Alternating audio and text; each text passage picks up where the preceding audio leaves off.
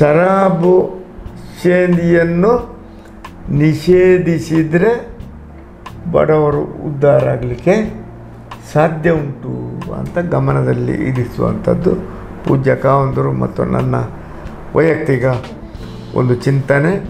ಮತ್ತು ಆವಾಗ ಈಗ ಹೆಚ್ಚಿನವರು ಇಲ್ಲ, ಆ ಟೀಮಿನ ಅವರು ಈಗ ಪ್ರಾಯಶಃ ವೇಣೂರಿನಲ್ಲಿ ಒಬ್ಬರು ಇದ್ದಾರೆ, ಬೇರೆಲ್ಲ ತೀರಿದರು. ಹಾಗೆ ಚಿಂತನೆ ಬಂದು ಜನಜಾಗೃತಿ ವೇದಿಕೆ ಅಂತ ಅದಕ್ಕೆ ಹೆಸರಿಡುವ ಅಂತ ರೋಟ್ರಿ ಕ್ಲಬ್ಬಿನಲ್ಲಿ ಮೀಟಿಂಗಿನಲ್ಲಿ ಮಾಡಿದೆವು. ಮಾಡಿದರೂ ಶುರುವಾಯಿತು. ಎಂಥದ್ದು ಬೇಕೇ ಬೇಕು, ಯಾವುದು ಬೇಕು, ಮದ್ಯ. ಹಾಂ, ಅದು ಶುರುವಾಯಿತು. ನನ್ನ ಜಾತಿಯವರೇ ಎದುರು ಬಿದ್ದರು. ಎದುರು ಬಿದ್ದದಂತ ಹೇಳಿದರೆ ಆವಾಗಲೂ ನನಗೆ ಬೆಂಬಲ ಮಾತ್ರ ನನ್ನ ಜಾತಿಯ ಸ್ವಲ್ಪ ಕೆಳ ವರ್ಗ ಅಂತ ಹೇಳುವುದಕ್ಕಿಂತಲೂ ಸಮಾನ ಮನಸ್ಕರು ನನ್ನಾಗೆ ನಾನು ಅಂತೇಳಿ ನಾನು ಕೂಡ ಕೆಳ ವರ್ಗದವನಿಗೆ ಸಮಾನ ಮನಸ್ಕರು ನಿಜವಾಗಿ ಸಾಲಿಯನ್ರ ಒಂದು ಅಭಿಪ್ರಾಯ ಒಳ್ಳೆಯದು. ಪ್ರೆಸ್ಸಿನವರು ಸುದ್ದಿ ಹೊಗಳ್ಬೇಕಾ ಅಂತ ಒಳ್ಳೆ ಬರೆದಿದ್ರು. ಆವಾಗೊಬ್ಬರು, ಈಗ ಅವರ ನೆನಪಿಲ್ಲ ನನಗೆ, ಸರಾಗವಾಗಿ ಬರ್ತಾಯಿದ್ದು ಹೇಗೆ ಚಟುವಟಿಕೆ ಅದು ಇದು ಎಲ್ಲ ಪೇಪರ್ನಲ್ಲಿ ಬರ್ತಾಯಿತ್ತು. ಹಾಗೆ ನೋಡಲಿಕ್ಕೆ ಹೇಗೆ ಬರ್ತಿತ್ತು ಅಂತ ಹೇಳಿದರೆ ನಿಮ್ಮ ಸುದ್ದಿ ಬಿಡುಗಡೆಯನ್ನು ಕೂಡ ಆ ಸಂದರ್ಭದ ಮೊದಲು ಉದ್ಘಾಟನೆಯನ್ನು ಮಾಡಿದ್ದು ನಾನು. ಮಾದರಿ ಹಿರಿಯ ಪ್ರಾಥಮಿಕ ಶಾಲೆಯಲ್ಲಿ ನಾನು, ವಸಂತ ಬಂಗೇರು, ಆವಾಗಿನ ಲಯನ್ಸ್ ಅಧ್ಯಕ್ಷರು ಒಬ್ಬರು ಫಾರೆಸ್ಟ್ ಇದ್ದರು, ಉನ್ನಿಕೃಷ್ಣನ್ ಅಂತ, ನಾವು 3 ಜನ ಉದ್ಘಾಟನೆ ಮಾಡಿದ್ದು. ಶಿವಾನಂದರು ಇದ್ದುಕೊಂಡು ಒಳ್ಳೆಯ ರೀತಿಯಲ್ಲಿ ಉದ್ಘಾಟನೆ ಮಾಡಿ ಎಷ್ಟು ಭಾಷಣ ಬಿಗಿಬೇಕು ಅಷ್ಟು ಬಿಗಿದೆವು. ಸುದ್ದಿ ಬಿಡುಗಡೆಯನ್ನು ಹೊಡಿಲಿಕ್ಕೆ ಅಂತ ಹೇಳಿದರೆ ಅದು ತಾಲೂಕಿನಲ್ಲಿ ಪ್ರಭಾವ ಆಯಿತು. ಸುದ್ದಿ ಬಿಡುಗಡೆ ಮತ್ತು ಸುದ್ದಿನ ಮಾಡಿದರು.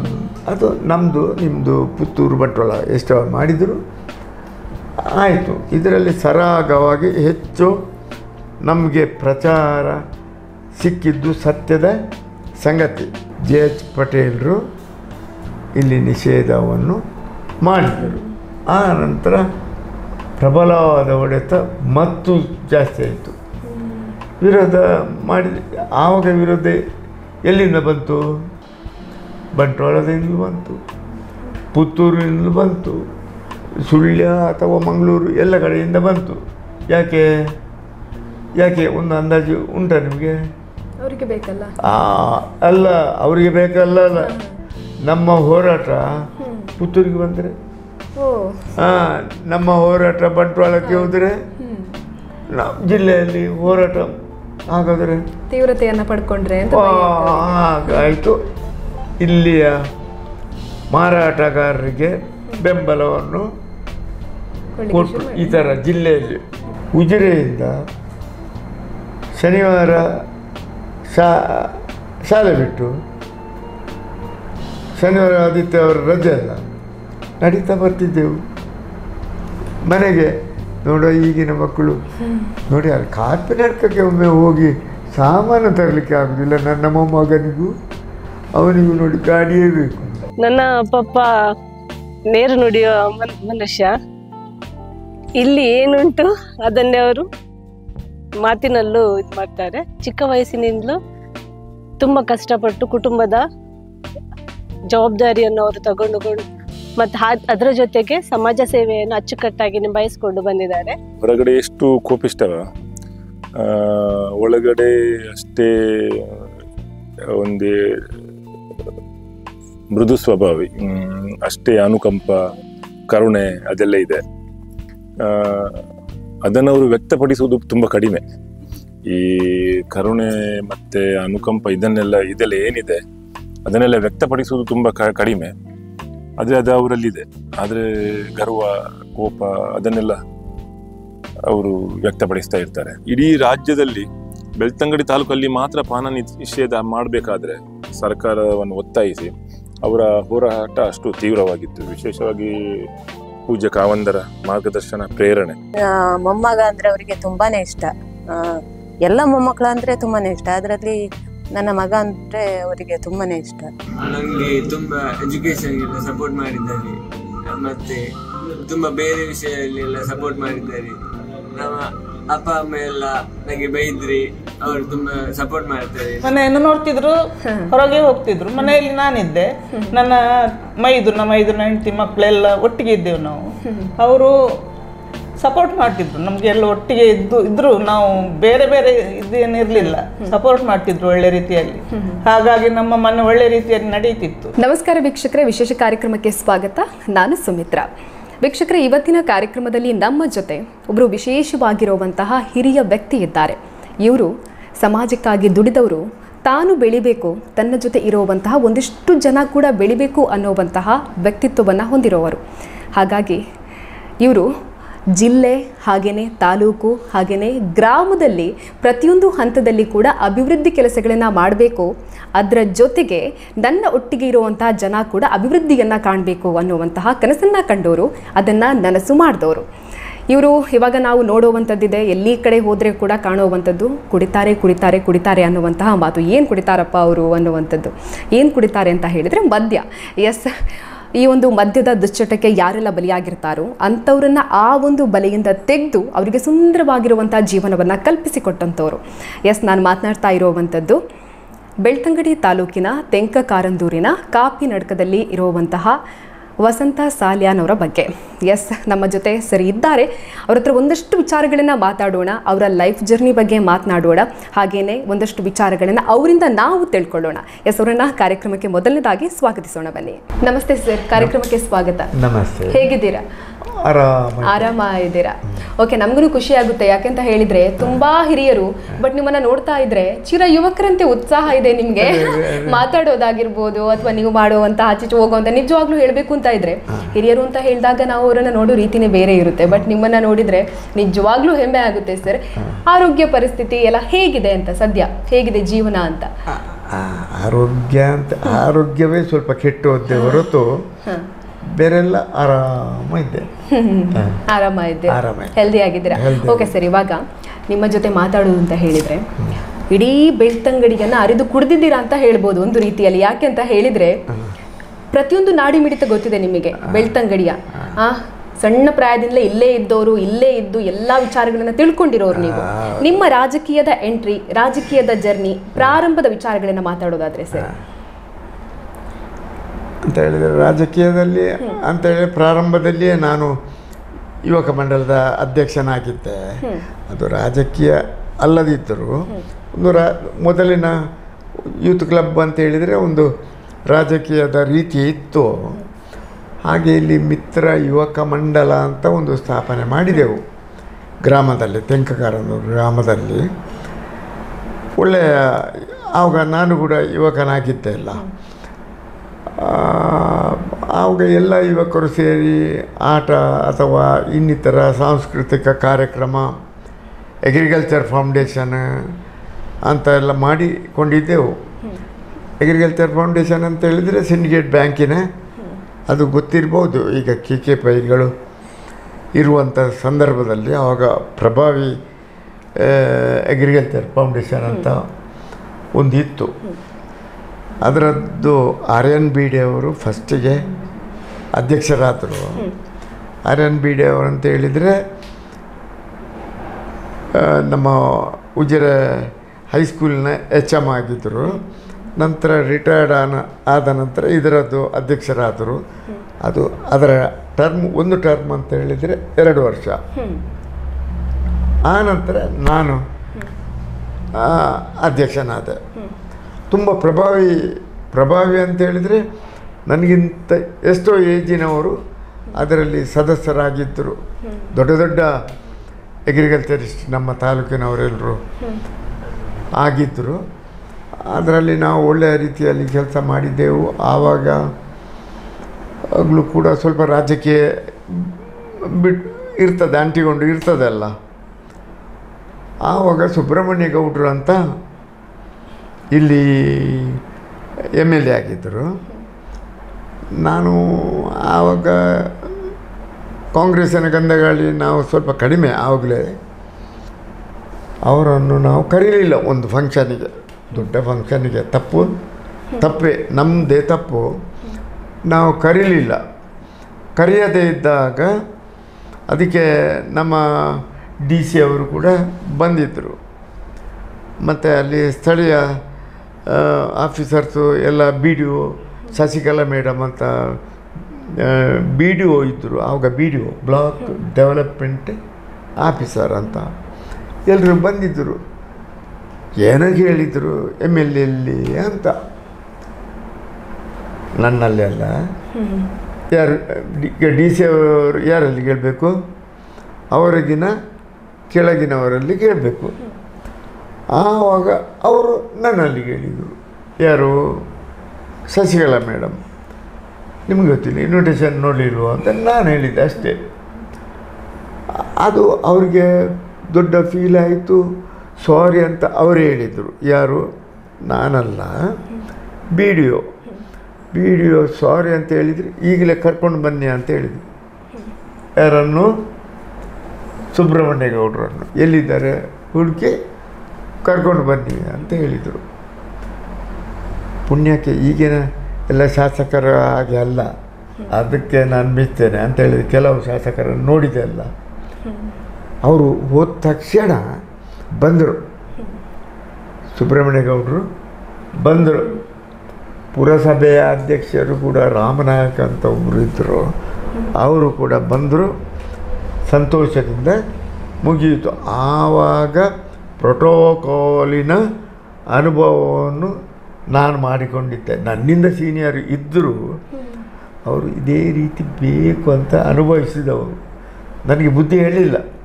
ಅವರು ಕೂಡ ಕಾಂಗ್ರೆಸ್ ಅಲ್ಲ ನೋಡಿ, ದೊಡ್ಡ ದೊಡ್ಡ ಎಜುಕೇಟೆಡ್ ಪರ್ಸನ್ಸ್ ಎಲ್ಲ. ಆದ್ದರಿಂದ ಅದು ಎಲ್ರಿಗೂ ತಪ್ಪು ಅಂತ ಹೊಳೆಯಿತು. ಒಳ್ಳೆಯ ರೀತಿಯಲ್ಲಿ ಸಭಾ ಕಾರ್ಯಕ್ರಮವನ್ನು ಮುಗಿಸಿದವು. ಆ ನಂತರ ನೀವು ಪ್ರಶ್ನೆ ಕೇಳಿದಾಗೆ ನಾನು ಪಂಚಾಯಿತಿಗೆ ಚುನಾವಣೆಗೆ ನಿಂತೆ. ಪಂಚಾಯಿತಿಗೂ ಈ ಗ್ರಾಮದಲ್ಲಿ ನಿಲ್ಲುವಾಗಲೂ ನನಗೆ ಅವಿರೋಧವಾಗಿ ಆಯ್ಕೆ ಆದೆ. ನಮ್ಮ ಪಂಚಾಯಿತಿ ಅಂತ ಹೇಳಿದರೆ 3 ಗ್ರಾಮ. 3 ಗ್ರಾಮದಲ್ಲಿ 4 ಗ್ರಾಮದಲ್ಲಿ 2 ಕಾಂಗ್ರೆಸ್ ಬಿಟ್ಟು ಎಲ್ಲರೂ ನಾವು ಒಂದೇ ಆದೆವು. ಆವಾಗ ಅವಿರೋಧವಾಗಿಯೇ ನಾನು ಪಂಚಾಯತ್ ಅಧ್ಯಕ್ಷನಾದೆ. ಪಂಚಾಯತ್ ಅಧ್ಯಕ್ಷನಾಗಿ ಸಾಕಷ್ಟು ನಾನು ಆಗ ಹೇಳಿದಾಗೆ BDO ಇದ್ದದ್ದು. ಶಶಿಕಲಾ ಮೇಡಮ್ ಹೋದ ನಂತರ ಕೇಶವ ಶೆಣೈ ಅಂತ ಒಳ್ಳೆ BDO ಇದ್ದರು. ಕೇಶವ ಶೆಣೈ ಸಾಕಷ್ಟು ನನಗೆ ಸಹಕಾರ ಮಾಡಿದ್ದಾರೆ. ಆ ಡಾಮರೀಕರಣ ಎಲ್ಲ ಅಲ್ಲಿಂದ ಅಲ್ಲಿಗೆ ಪ್ರಥಮ ಡಾಮರೀಕರಣದ ವ್ಯವಸ್ಥೆಯನ್ನು ಮಾಡಿದ್ದು ಆವಾಗಿನ ತಾಲೂಕು ಬೋರ್ಡಿನ BDO ಆಗಿದ್ದಂಥ ಶಶಿಕಲಾ ಮೇಡಮ್. ಆದ್ದರಿಂದ ನನ್ನನ್ನು ಇಲ್ಲಿಯ ಆಸುಪಾಸಿನ ಮೆಚ್ಚಿಕೊಂಡ್ರು, ಎಲ್ಲರೂ ಮೆಚ್ಚಿಕೊಂಡ್ರು. ನಾನು ಆರಾಮವಾಗಿ ಇದ್ದ ನಂತರ ಯುವಕ ಮಂಡಲವು ಇತ್ತು. ಡಿಸ್ಟ್ರಿಕ್ಟ್ ಲೆವೆಲ್ನಲ್ಲಿ ನಮ್ಮ ವಾಲಿಬಾಲ್ ಟೀಮ್ ಇತ್ತು.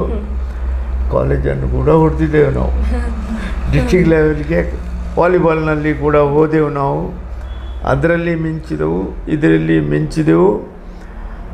ಆ ನಂತರ ಒಳ್ಳೆಯ ರೀತಿಯಲ್ಲಿ ನಡೆಯುತ್ತಾ ಇರುವಾಗ ಸಾಂಸಾರಿಕ ಜೀವನ ಶುರು ಆಗಲಿಕ್ಕೆ. ಓಕೆ ಸರ್, ಹಾಗೇನೆ ಇವಾಗ ನೀವು ಮಂಡಲ ಪ್ರಧಾನರಾಗಿದ್ದಾಗ ನೀವು ತಾಲೂಕಿಗೆ ತಂದಂತಹ, ನೀವು ನಿಮ್ಮ ಗ್ರಾಮದ ಅಭಿವೃದ್ಧಿ ಮಾಡಿರುವಂತಹ ಮಾತುಗಳನ್ನ ಇವಾಗ ಕೂಡ ಜನ ಮಾತಾಡ್ತಾರೆ.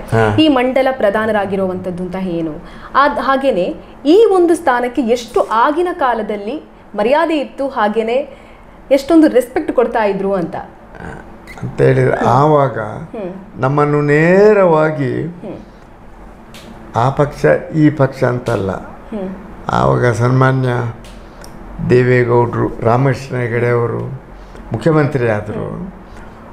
ಮುಖ್ಯಮಂತ್ರಿ ಆದಾಗ ಹೇಗೆ MLAಗಳನ್ನು ಅವರು ವಿಧಾನಸೌಧಕ್ಕೆ ಅಲ್ಲಿ ಕರೀತಿದ್ರೋ ಅದೇ ರೀತಿ ನಮ್ಮನ್ನು ಕೂಡ ಪ್ರಧಾನಗಳ ಸಮ್ಮೇಳನ ಅಂತ ಅಲ್ಲಿ ಅರಮನೆ ಮೈದಾನಲ್ಲಿ, ಬೆಂಗಳೂರು ಅರಮನೆ ಮೈದಾನದಲ್ಲಿ ಮತ್ತು ಕೆಲವು ಕಡೆ ಎಲ್ಲ ಮಾಡ್ತಾ ಬಂದಿದ್ದರು. ನಮ್ಮ ಹಕ್ಕು ನೀವು ಹೇಗಿರಬೇಕು, ನಿಮ್ಮ ಹಕ್ಕು ಹೇಗಿರಬೇಕಂತ ನಮಗೆ ಗೊತ್ತಿರಲಿಲ್ಲ. ಅದನ್ನು ನಿಜವಾಗಿ ಮಂಡಲ ಪ್ರಧಾನನಾಗಿ ಆವಾಗಿನ ದಳದ ಸರ್ಕಾರ ರಾಮಕೃಷ್ಣ ಹೆಗಡೆ ಅವರ ನಜೀರ್ ಸಾಬ್ ಅಂತ ಗ್ರಾಮೀಣ ಅಭಿವೃದ್ಧಿ ಮಂತ್ರಿಯಾಗಿದ್ದರು. ಅವರು ಅಚ್ಚುಕಟ್ಟಾಗಿ, ಈಗ ನಿಮಗೆಲ್ಲ ನಾನು ಹೇಳ್ತೇನಲ್ಲ ಅದೇ ರೀತಿ ಅವರು ನನಗೆ ಅಚ್ಚುಕಟ್ಟಾಗಿ ನಮಗೆಲ್ಲರಿಗೂ ಮನಮುಟ್ಟುವ ಹಾಗೆ ಪಾಠವನ್ನು ಹೇಳ್ತಾಯಿದ್ರು, ಹೇಳಿದರು ಕ್ಲಾಸಿನಾಗೆ. ಆವಾಗ MLAಗಳಿಗೆ ಚಳಿ ಹಿಡಿಲಿಕ್ಕೆ ಶುರುವಾಯಿತು.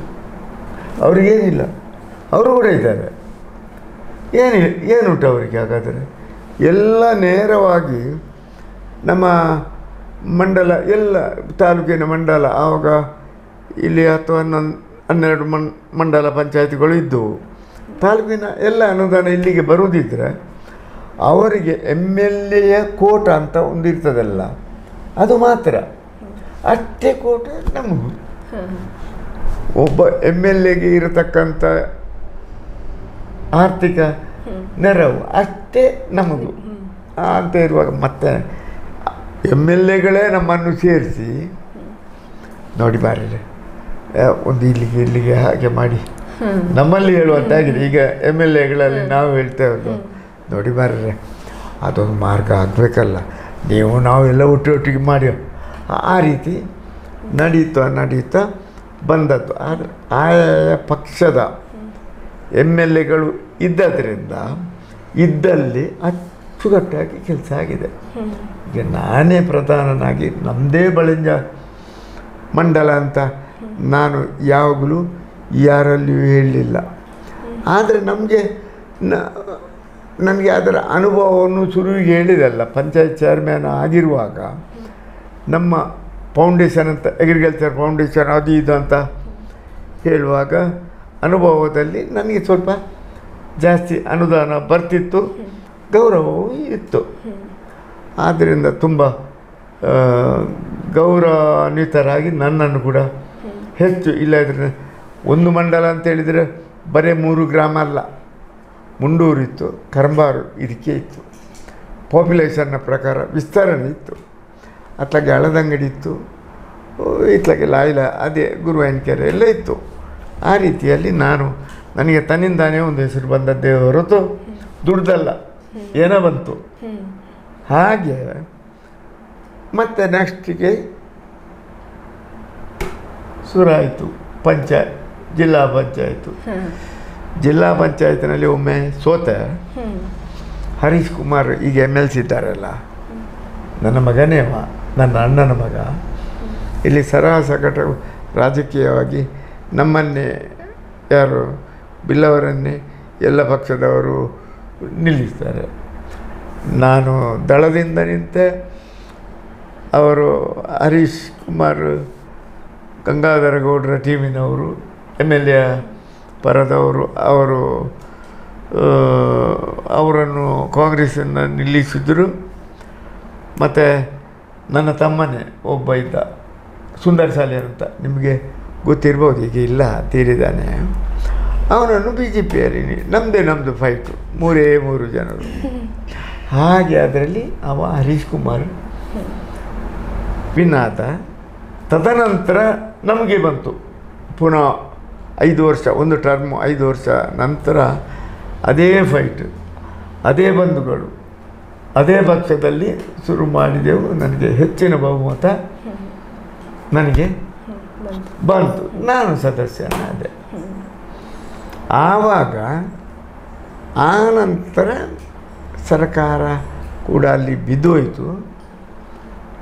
ಜಿಲ್ಲಾ ಪರಿಷತ್ತು ಹೋಗಿ ಜಿಲ್ಲಾ ಪಂಚಾಯತ್ ಅನ್ನುವಂಥದ್ದನ್ನು ವೀರಪ್ಪ ಮೊಯ್ಲಿ ಅಂತ ಮುಖ್ಯಮಂತ್ರಿ ಆದ ನಂತರ ಪರಿವರ್ತನೆ ಮಾಡಿದ್ರು. ಮಂಡಲ ಇಲ್ಲ, ಮಂಡಲ ಹೋಯಿತು. ಇದು ಪ್ರಧಾನ ಎಲ್ಲ ಹೋಯಿತು,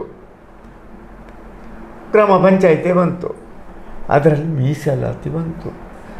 ಆ ನಂತರ ಮೀಸಲಾತಿ ಸರಾಗವಾಗಿ ಬಂದದ್ದು ಜನರಲ್ ಟೀಮು ನಮ್ಮ ಪಂಚಾಯತ್ಗೆ ಯಾಕೆ ಬರಲಿಲ್ಲೋ ಗೊತ್ತಿಲ್ಲ, ನನಗೆ ಅಗತ್ಯವಿಲ್ಲ. ನಾನು ಜಿಲ್ಲಾ ಪಂಚಾಯತಿನ ಹೋಗಿ ಪುನಃ ನಾನು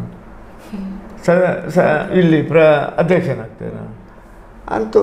ಆನಂತರ ಲೇಡೀಸ್, SC ST ಇದೇ ಬರ್ತಾ ಉಂಟು.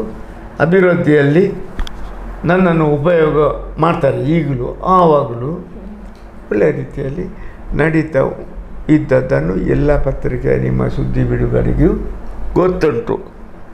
ಒಂದು ವಿಚಾರ ಅಂತ ಹೇಳಿದರೆ, ನಾನು ಪ್ರಧಾನ ಆಗಿರುವಾಗ ಎಷ್ಟು ಜನ ಸದಸ್ಯರು ನಮ್ಮ ಪಂಚಾಯತಿನ ಒಳಗೆ ಸದಸ್ಯರು ಇದ್ದಾರಲ್ಲ, ಆವಾಗ ಪ್ರಾಯಶಃ ಒಂದು 10-14-12 ಇದ್ದೆವು ಸದಸ್ಯರು, ಪ್ರಧಾನ ಉಪಪ್ರಧಾನ ಸದಸ್ಯರಂತ. ನಿಮ್ಮ ಸುದ್ದಿ ಬಿಡುಗಡೆಯನ್ನು ಕೂಡ ಒಬ್ಬರು ಸದಸ್ಯನೇ, ಒಬ್ಬ ಸದಸ್ಯನೇ ಮೀಟಿಂಗಿನ ನೋಟಿಸ್ ಕೂಡ ನಾನು ಕಳಿಸುವಂಥ ವ್ಯವಸ್ಥೆ ಮಾಡಿದ್ದೆ. ಆವಾಗ ನಿಮ್ಮ ಆಫೀಸಿಗೆ ಕಳಿಸುವುದು, ನಿಮ್ಮಿಂದ ಯಾರಾದರೂ ನಮ್ಮ ಮೀಟಿಂಗಿಗೆ ಬಳಿಂಜ ಪಂಚಾಯತಿಗೆ ಬರ್ತಿದ್ದರು. ಹಾಗೇನೆ ಯೋಜನೆ, ಧರ್ಮಸ್ಥಳದ ಯೋಜನೆಯು ಆವಾಗ ಶುರುವಾಗಿತ್ತಲ್ಲ, ಅಲ್ಲಿ ಕೂಡ ಇಲ್ಲಿಯ ಒಬ್ಬ ಪ್ರತಿನಿಧಿಗೆ ನೋಟಿಸ್ ಕೊಡ್ತಾಯಿದ್ದೆ. ಅವರು ನಮ್ಮ ಏನು ಫೆಸಿಲಿಟಿ ಅಂಗವಿಕಲಕರಿಗೂ ಅಥವಾ ಇನ್ನಿತರ ವೃದ್ಧಾಪ್ಯ ಅದನ್ನು ಯೋಜನೆಯವರಿಗೆ ಕೂಡ ಆ ಸೌಲಭ್ಯವನ್ನು ಅವರಿಗೂ ನಾನು ಕೊಟ್ಟಿದ್ದೆ.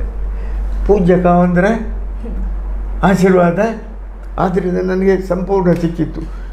ಆನಂತರ ಎಲ್ಲ ಪಂಚಾಯತಿನವರು ಕೂಡ ಅದನ್ನು ಮಾಡ್ತಾ ಬಂದರು. ಎಲ್ಲ ಅಂತಲ್ಲ, ಹೆಚ್ಚಿನವರು ಮಾಡ್ತಾ ಬಂದರು. ಹಾಗೆ ಇಲ್ಲಿಯ ನಮ್ಮ ಕ್ಷೇಮ, ಆರೋಗ್ಯವಾಗಿದ್ದೀರಾ ಅಂತ ಸುದ್ದಿ ಕೇಳಿದ್ದೀರಲ್ಲ, ಅದೇ ಆರೋಗ್ಯ. ಓಕೆ ಸರ್, ಹಾಗೆಯೇ ರಾಜಕೀಯದಲ್ಲಿ ಎಷ್ಟು ಸಕ್ರಿಯರಾಗಿದ್ರು ಹಾಗೇನೆ ಜನಜಾಗೃತಿ ಸಂಘಟನೆಯನ್ನು ಕಟ್ತೀರಾ. ಆ ಮೂಲಕ ಅದೆಷ್ಟೋ ದುಶ್ಚಟಕ್ಕೆ ಬಲಿಯಾದಂತಹ ವ್ಯಕ್ತಿಗಳನ್ನು ಮುಕ್ತಗೊಳಿಸಿ ಸುಂದರವಾದ ಜೀವನ ಇದೆ ನಿನ್ನದು, ಅದನ್ನು ನೀನು ನಡೆಸು, ಇದೆಲ್ಲ ನಿಂದು ಜೀವನ ಅಂತ ತೋರಿಸ್ಕೊಟ್ಟಿದ್ದೀರಾ. ಈ ಜನಜಾಗೃತಿ ಸಂಘಟನೆಯನ್ನು ಕಟ್ಟಿರುವಂಥದ್ದು ಯಾಕೆ ಆ ಪ್ಲಾನ್ ಬಂತು ಅನ್ನುವಂಥದ್ದು? ಅದು ಹೀಗೆ, ಒಮ್ಮೆ ನಾವು ಜಿಲ್ಲಾ ಪಂಚಾಯತಿನಲ್ಲಿಯೇ ಸದಸ್ಯನಾಗಿರುವಾಗಲೇ ನಾವೇ ಇದ್ದದ್ದು, ದಳದ ಗೌರ್ಮೆಂಟ್ ಇದ್ದದ್ದು. ಪರಮ ಪೂಜ್ಯ ವೀರೇಂದ್ರ ಹೆಗಡೆ ಅವರು ಎಲ್ಲ ಶ್ರೀ ಕ್ಷೇತ್ರ ಧರ್ಮಸ್ಥಳದಿಂದ ಹೋಗತಕ್ಕಂಥ ಏನು ಯೋಜನೆ ಉಂಟೋ, ಬಡವರು ಉದ್ಧಾರ ಆಗುವುದಿಲ್ಲ ಯಾಕೆ ಅಂತ ಬಂತು. ಬಡವರು ಉದ್ಧಾರ ಆಗೋದಿಲ್ಲ ಅಂತ ಹೇಳಿದರೆ ಪುನಃ ಸರ್ಕಾರದ ಹಣ ಬರುವಂಥದ್ದು ಕೂಡ ಅದರಲ್ಲಿ ಉದ್ಧಾರ ಆಗೋದಿಲ್ಲ ಯಾಕೆ ಅಂತೇಳಿದರೆ ಪುನಃ ಹೋಗೋದು ಎಲ್ಲಿಗೆ? ಅದು ಎಲ್ಲಿ? ಕುಡಿಲಿಕ್ಕೆ, ಕೆಂಪು ಬೋರ್ಡಿಗೆ, ಸರ್ಕಾರಕ್ಕೆ. ಅದನ್ನು ಕೂತ್ಕೊಂಡು ಆಲೋಚನೆ ಕಾವಂದರು ನಾವು ಕೆಲವೇ ಜನ, ಒಂದು 8-9 ಜನ ಸೇರಿ ಕೂತ್ಕೊಂಡು ಮಾತನಾಡುವಾಗ, ಶರಾಬು ಸೇಂದಿಯನ್ನು ನಿಷೇಧಿಸಿದರೆ ಬಡವರು ಉದ್ಧಾರ ಆಗಲಿಕ್ಕೆ ಸಾಧ್ಯ ಉಂಟು ಅಂತ ಗಮನದಲ್ಲಿ ಇರಿಸುವಂಥದ್ದು ಪೂಜ್ಯ ಕಾವಂದರು ಮತ್ತು ನನ್ನ ವೈಯಕ್ತಿಕ ಒಂದು ಚಿಂತನೆ. ಮತ್ತು ಆವಾಗ ಈಗ ಹೆಚ್ಚಿನವರು ಇಲ್ಲ, ಆ ಟೀಮಿನ ಅವರು ಈಗ ಪ್ರಾಯಶಃ ವೇಣೂರಿನಲ್ಲಿ ಒಬ್ಬರು ಇದ್ದಾರೆ, ಬೇರೆಲ್ಲ ತೀರಿದರು. ಹಾಗೆ ಚಿಂತನೆ ಬಂದು ಜನಜಾಗೃತಿ ವೇದಿಕೆ ಅಂತ ಅದಕ್ಕೆ ಹೆಸರಿಡುವ ಅಂತ ರೋಟ್ರಿ ಕ್ಲಬ್ಬಿನಲ್ಲಿ ಮೀಟಿಂಗಿನಲ್ಲಿ ಮಾಡಿದೆವು. ಆವಾಗ ಕಾಶ್ಮೀರಿ ಮಿನಿಜತ್ ಅಂತ ಈಗಲೂ ಇದ್ದಾರೆ, ಗೊತ್ತಲ್ಲ ನಿಮಗೆ? ಕಾಶ್ಮೀರ್ ನನ್ನ ಮಿಸಸ್ಗೆಲ್ಲ ಗೊತ್ತುಂಟು. ಅವರೆಲ್ಲ ಇದ್ದುಕೊಂಡು ನನ್ನನ್ನು ಅಧ್ಯಕ್ಷರನ್ನಾಗಿ ಮಾಡಿದರು. ಶುರುವಾಯಿತು. ಎಂಥದ್ದು ಬೇಕೇ ಬೇಕು, ಯಾವುದು ಬೇಕು? ಮದ್ಯ. ಹಾಂ, ಅದು ಶುರುವಾಯಿತು. ಮದ್ಯ ಮಾರಾಟ ಮಾಡುವವರು ಈಗ ಎಲ್ಲರೂ ಮಾರ್ತಾರೆ. ಆವಾಗ ನನ್ನ ಸಂಬಂಧಿಕರೇ, ಹತ್ತಿರದ ಸಂಬಂಧಿಕರೇ, ನನ್ನ ಜಾತಿಯವರೇ ಎದುರು ಬಿದ್ದದಂತ ಹೇಳಿದರೆ ಆವಾಗಲೂ ನನಗೆ ಬೆಂಬಲ ಮಾತ್ರ ನನ್ನ ಜಾತಿಯ ಸ್ವಲ್ಪ ಕೆಳ ವರ್ಗ ಅಂತ ಹೇಳುವುದಕ್ಕಿಂತಲೂ ಸಮಾನ ಮನಸ್ಕರು ನನ್ನಾಗೆ ಅಂತೇಳಿ ನಾನು ಕೂಡ ಕೆಳ ವರ್ಗದವನೇ. ಸಮಾನ ಮನಸ್ಕರು ನಿಜವಾಗಿ ಸಾಲಿಯನ್ರ ಒಂದು ಅಭಿಪ್ರಾಯ ಒಳ್ಳೆಯದು. ಪೂಜ್ಯ ಕಾವಂದ್ರ ಇದಕ್ಕೆ ಆಶೀರ್ವಾದ ಕೂಡ ಇದ್ದದ್ರಿಂದ ಅಂತ ಒಬ್ಬರೊಬ್ಬರು ಇದ್ದರು. ಸ್ವಲ್ಪ ಜಗಜಟ್ಟಿ ಶುರುವಾಯಿತು. ಪ್ರೆಸ್ಸಿನವರು ಸುದ್ದಿ ಹೊಗಳ್ಬೇಕಾ ಅಂತ ಒಳ್ಳೆ ಬರೆದಿದ್ರು. ಆವಾಗ ಒಬ್ಬರು, ಈಗ ಅವರ ನೆನಪಿಲ್ಲ ನನಗೆ, ಸರಾಗವಾಗಿ ಬರ್ತಾಯಿದ್ದು ಹೇಗೆ ಚಟುವಟಿಕೆ ಅದು ಇದು ಎಲ್ಲ ಪೇಪರ್ನಲ್ಲಿ ಬರ್ತಾಯಿತ್ತು. ಹಾಗೆ ನೋಡಲಿಕ್ಕೆ ಹೇಗೆ ಬರ್ತಿತ್ತು ಅಂತೇಳಿದರೆ ನಿಮ್ಮ ಸುದ್ದಿ ಬಿಡುಗಡೆಯನ್ನು ಕೂಡ ಆ ಸಂದರ್ಭದ ಮೊದಲು ಉದ್ಘಾಟನೆಯನ್ನು ಮಾಡಿದ್ದು ನಾನು. ಮಾದರಿ ಹಿರಿಯ ಪ್ರಾಥಮಿಕ ಶಾಲೆಯಲ್ಲಿ ನಾನು, ವಸಂತ ಬಂಗೇರು, ಆವಾಗಿನ ಲಯನ್ಸ್ ಅಧ್ಯಕ್ಷರು ಒಬ್ಬರು ಫಾರೆಸ್ಟ್ ಇದ್ದರು, ಉನ್ನಿಕೃಷ್ಣನ್ ಅಂತ, ನಾವು 3 ಜನ ಉದ್ಘಾಟನೆ ಮಾಡಿದ್ದು. ಶಿವಾನಂದರು ಇದ್ದುಕೊಂಡು ಒಳ್ಳೆಯ ರೀತಿಯಲ್ಲಿ ಉದ್ಘಾಟನೆ ಮಾಡಿ ಎಷ್ಟು ಭಾಷಣ ಬಿಗಿಬೇಕು ಅಷ್ಟು ಬಿಗಿದೆವು. ಆವಾಗ ಅದು ಇಡೀ ತಾಲೂಕಿನ ಐತಲ್ಲ, ಉದಯವಾಣಿ ಅಂತೇಳಿದರೆ ಎಲ್ಲ ಈ ದಿನ ಎಂಥದ್ದು ಸುದಿನ ಎಂತ ಬರ್ತಾ ಇಲ್ಲ, ಅದೆಲ್ಲ ಮತ್ತೆ ಶುರುವಾಯ್ತು ಉದಯವಾಣಿಯಲ್ಲಿ. ಆವಾಗ ಒಂದೇ ಉದಯವಾಣಿ ಮಾತ್ರ. ಸುದಿನ ಎಲ್ಲ ಯಾಕೆ ಬಂತು? ಯಾಕೆ? ನಿಮ್ಮನ್ನು ಹೊಡಿಲಿಕ್ಕೆ, ಸುದ್ದಿ ಬಿಡುಗಡೆಯನ್ನು ಹೊಡಿಲಿಕ್ಕೆ ಅಂತ ಹೇಳಿದರೆ ಅದು ತಾಲೂಕಿನಲ್ಲಿ ಪ್ರಭಾವ ಆಯಿತು. ಸುದ್ದಿ ಬಿಡುಗಡೆ ಮತ್ತು ಸುದ್ದಿನ ಮಾಡಿದರು. ಅದು ನಮ್ಮದು ನಿಮ್ಮದು ಪುತ್ತೂರು ಬಂಟ್ವಾಳ ಎಷ್ಟು ಮಾಡಿದರು ಆಯಿತು. ಇದರಲ್ಲಿ ಸರಾಗವಾಗಿ ಹೆಚ್ಚು ನಮಗೆ ಪ್ರಚಾರ ಸಿಕ್ಕಿದ್ದು ಸತ್ಯದ ಸಂಗತಿ ಅಂಥೇಳಿ. ಮತ್ತು ಶಾಸಕರುಗಳು ಕೂಡ, ಗಂಗಾಧರ ಗೌಡರು ಕೂಡ ಬೆಂಬಲ ಕೊಟ್ಟಿದ್ದಾರೆ. ಶುರುವಿಗೆ ವಿರೋಧ ಇದ್ದರೂ ಅವರನ್ನು ಕೂಡ ಅಕ್ಟೋಬರ್ 2ಕ್ಕೆ ಗಾಂಧಿ ಜಯಂತಿಗೆ ಕರೀಲಿಕ್ಕೆ ಹೋಗುವಾಗಲೂ ಮುಕ್ತಕಂಠದಿಂದ ತುಂಬ ಹೊಗಳಿದ್ದಾರೆ. ಆದರೆ ನಾನು ಬರುವುದಿಲ್ಲ. ಯಾಕೆ ಬರುವುದಿಲ್ಲ? ನನಗೆ ಸ್ವಲ್ಪ ಕುಡಿಬೇಕು. ಗಂಗಾಧರ ಗೌಡ್ರೆ ನನ್ನ ಮಿತ್ರರೇ ಹೇಳಿದರು. ಆ ನಂತರ ವಸಂತ ಬಂಗೇರು MLA ಆದರು. ಸರಾಗವಾಗಿ ನಮ್ಮ ಯಾವುದೇ ಫಂಕ್ಷನ್ಗೆ ಕರೆದರೆ ಬರ್ತಾರೆ. ಒಮ್ಮೆ ನಿಷೇಧ ಮಾಡಿದೆವು ನಮ್ಮ ಇದನ್ನು, ಯಾವುದೋ ಶರಾಬು ಸೇಂದಿಯನ್ನು ಸರಕಾರದ ಹೋರಾಟ ಮಾಡಿ JH ಪಟೇಲ್ ಮುಖ್ಯಮಂತ್ರಿ ಆಗಿದ್ದರು. ಆವಾಗ ನಮ್ಮ ತಾಲೂಕು ಬಂಟ್ವಾಳ ಅಲ್ಲ, ಪುತ್ತೂರು ಅಥವಾ ಇನ್ನಿತರ ತಾಲೂಕು ಅಲ್ಲ, ಬೆಳ್ತಂಗಡಿ ತಾಲೂಕು ಯಾವುದೇ ಆಪ್ಷನ್ ಇಲ್ಲ. ಅಲ್ಲಿ ಅವರು ಕುಡಿತ ಬಿಡುವಂಥ ಪ್ರಯತ್ನದಲ್ಲಿ ಇದ್ದಾರೆ. ಜನಜಾಗೃತಿ ಉಂಟಲ್ಲಿ. ವೀರೇಂದ್ರ ಹೆಗಡೆ ಅವರ ಆಶೀರ್ವಾದ ಸಂಪೂರ್ಣ ಇದೆ ಅಂತ JH ಪಟೇಲರು ಇಲ್ಲಿ ನಿಷೇಧವನ್ನು ಮಾಡಿದರು. ಆ ನಂತರ ಪ್ರಬಲವಾದ ಹೊಡೆತ ಮತ್ತು ಜಾಸ್ತಿ ಆಯಿತು. ವಿರೋಧ ಮಾಡಿದ. ಆವಾಗ ವಿರೋಧ ಎಲ್ಲಿಂದ ಬಂತು? ಬಂಟ್ವಾಳದಿಂದ ಬಂತು, ಪುತ್ತೂರಿನಿಂದ ಬಂತು, ಸುಳ್ಯ ಅಥವಾ ಮಂಗಳೂರು ಎಲ್ಲ ಕಡೆಯಿಂದ ಬಂತು. ಯಾಕೆ ಯಾಕೆ ಒಂದು ಅಂದಾಜು ಉಂಟಾ ನಿಮಗೆ? ಅವರಿಗೆ ಬೇಕಲ್ಲ. ಅಲ್ಲ, ಅವರಿಗೆ ಬೇಕಲ್ಲ. ಅಲ್ಲ, ನಮ್ಮ ಹೋರಾಟ ಪುತ್ತೂರಿಗೆ ಬಂದರೆ, ನಮ್ಮ ಹೋರಾಟ ಬಂಟ್ವಾಳಕ್ಕೆ ಹೋದರೆ, ನಮ್ಮ ಜಿಲ್ಲೆಯಲ್ಲಿ ಹೋರಾಟ ಹಾಗಾದರೆ ತೀವ್ರತೆಯನ್ನು ಪಡ್ಕೊಂಡ್ರೆ ಅಂತ ಆಯಿತು.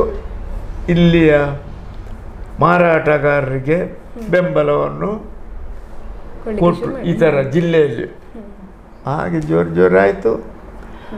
ಮತ್ತು ಪೂಜ್ಯ ಕಾವಂದರೆ ಒಂದು ದಿನ ನಮ್ಮನ್ನು, ಆವಾಗ ಇಲ್ಲಿದ್ದು ಬೆಳವಣಿಗೆ ಜಾಸ್ತಿ ಆಗಿದೆ, 9 ಜನರು ಹೋಗಿ 20-22 ಜನರ ಕಮಿಟಿ ನಮ್ಮ ಜನಜಾಗೃತಿ ವೇದಿಕೆಗೆ ಆಯಿತು.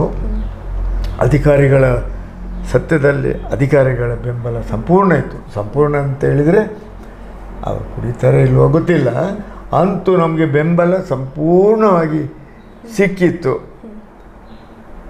ಪೂಜ್ಯ ಕಾವಂದ್ರೆ ಹೇಳಿದರು, ಸಾಲೇಟ್ರ ಇದು ನಮ್ಮ ಇದರಿಂದ ಜನಜಾಗೃತಿ ವೇದಿಕೆಯಿಂದ ಹೊಡೆತ ಬಡೆತ ಎಂಥದ್ದು ಕ್ರಿಮಿನಲ್. ನಾನು ಜಿಲ್ಲಾ ಪಂಚಾಯತಿನಿಂದ ಬರುವಾಗ ಕಾರನ್ನು ಅಡ್ಡಗಟ್ಟಿ ನಿಲ್ಲಿಸುವಂಥದ್ದು, ಆವಾಗ ನನಗೆ ಯೋಜನೆಯವರು ಇಲ್ಲಿಯವರೆಗೆ ಬಿಡುವಂಥದ್ದು, ಮತ್ತು ಪೊಲೀಸು ನನಗೆ ಇಲ್ಲಿ ಕಾಯುವಂಥದ್ದೆಲ್ಲ ಇತ್ತು. ಇದು ಬೇಡ, ಯಾವಾಗಲೂ ಹಾಗೆ ಕಾಯಲಿಕ್ಕೆ ಆಗ್ತದ? ಮಾರಾಟದ ಯಾವುದು ನಿಷೇಧ, ಶರಾಬು ಮಾರಾಟದ ನಿಷೇಧವನ್ನು ನಾವು ನಿಲ್ಲಿಸುವ, ವೈಯಕ್ತಿಕವಾಗಿ ನೀವು ಕುಡಿಬೇಡಿ ಅಂತ ಬೋಧನೆಯನ್ನು ಮಾಡ್ತಾ ಮದ್ಯವರ್ಜನ ಶಿಬಿರ ಅಂತ ಮಾಡುವಂಥ ಪೂಜ್ಯ ಕಾವಂದ್ರೆ ಹೇಳಿದ ನಂತರ ಇಡೀ ಆವಾಗ ತಾಲೂಕಲ್ಲ ಇಡೀ ಜಿಲ್ಲೆಯಲ್ಲಿ ನಮ್ಮ ಮದ್ಯವರ್ಜನ ಶಿಬಿರ ಸುರಾಯಿತು. ಸುರಾಯಿತು. ಇವಾಗ ಪ್ರಾರಂಭದಲ್ಲಿ ಕುಡಿತಾ ಇರುವಂಥ ವ್ಯಕ್ತಿಗಳನ್ನ ಕರ್ಕೊಂಡು ಬರೋದು ಅಂತ ಹೇಳಿದ್ರೆ ತುಂಬಾನೇ ಕಷ್ಟ. ಯಾಕೆಂತ ಹೇಳಿದ್ರೆ ಒಮ್ಮೆ ಬಿಟ್ಟವರು ವಾಪಸ್ ಹೋಗುವಂಥದ್ದು ಇದೆ. ಬಟ್ ಎಷ್ಟು ಕಷ್ಟ ಇತ್ತು ಅಂತ ಆಗ ವೈಯಕ್ತಿಕವಾಗಿ ಒಬ್ಬರೊಬ್ಬರನ್ನೇ ಓಕೆ ನೀವು ಬನ್ನಿ ಹೀಗೆ ಹೇಳೋವಂಥದ್ದು ಎಷ್ಟು ಕಷ್ಟ ಇತ್ತು ಅಂತ ನೋಡಿ. ಅದರ ಕಷ್ಟ ಎಲ್ಲ ಎಲ್ಲರೂ ಪೆಟ್ಟು ತಿಂತಾರೆ. ನನ್ನ ಮಗ ಕೂಡ, ನನ್ನ ಗಾಡಿ ಅಂಬಾಸಡರ್ ಇದ್ದದ್ದು ಆವಾಗ. ಇಲ್ಲಿ ಅಳದಂಗಡಿಯಲ್ಲಿ ಒಂದು ಶಿಬಿರ ಆಯಿತು, 4 ರೂ ಇರ್ಬೋದು ಅಥವಾ ತೆಂಕಾರೊಂದರೆಲ್ಲ ಕರ್ಕೊಂಡು ಹೋಗುವಾಗ ಗಾಜನ್ನೆಲ್ಲ ತುಳಿದು ಎಲ್ಲ ಉಡಿ ಮಾಡಿ ಅಂತೂ ಸಾಗಿಸಿ ಎಲ್ಲ ಬಿಟ್ಟಿದ್ದಾರೆ. ಕರ್ಕೊಂಡು ಬಂದಿದ್ದಾರೆ. ಕರ್ಕೊಂಡು ಬಂದು ನಾವು ಮಧ್ಯವರ್ಜನ ಶಿಬಿರ ಮಾಡ್ತಾ ಇದ್ದು ಈಗ ಇಲ್ಲಿ ಈಗ ನಿನ್ನೆ ಧರ್ಮಸ್ಥಳಕ್ಕೆ ಹೋದವ, ಅವನ ಮಗನಿಗೆ ನ್ಯೂಟ್ರಿಷನ್ ಕೊಡಲಿಕ್ಕೆ ಹೋದ, ಆವಾಗ ಪೆಟ್ಟು ತಿಂದವ. ಪೆಟ್ಟಿಗೆ ಪೆಟ್ಟು ಬಿಡದೆ ಆಗೋಯ್ತ. ನಾವು ಆದರೂ ನಮಗೆ ಕೈಲುವ ಹಾಗೆ ಪೆಟ್ಟಾದ್ದನ್ನು ತೃಪ್ತಿಪಟ್ಟವರಿದ್ದಾರೆ, ಶರಾಬನ್ನು ಬಿಟ್ಟು ಆರಾಮದ ಜೀವನ ಮಾಡಿ ಇಲ್ಲಿಯ ಒಂದು ಪ್ರಾಯಶಃ ಒಂದು 5-6 ಸಾವಿರ ಅಡಿಕೆ ಇಟ್ಟು ಆರಾಮದ ಜೀವನ. ಅವರ ಮಕ್ಕಳೇ ಹೇಗಿದ್ದಾರೆ. ಒಬ್ಬ ಮಗನಿಗೆ ನಿನ್ನೆ ಮದುವೆಗೆ ಪೂಜ್ಯ ಕಾವಂದ್ರಿಗೆ ಹೇಳಿಕೆ ಹೋಗಿದ್ದ. ಅವರೇ ಕೇಳಿದರು ಹೇಗೆ ಎಲ್ಲ ಬಿಟ್ಟು ಅಂತ ವಿಸ್ತಾರವಾಗಿ ಅವನ ಹೆಂಡತಿ ಹೇಳಿದ್ಲು.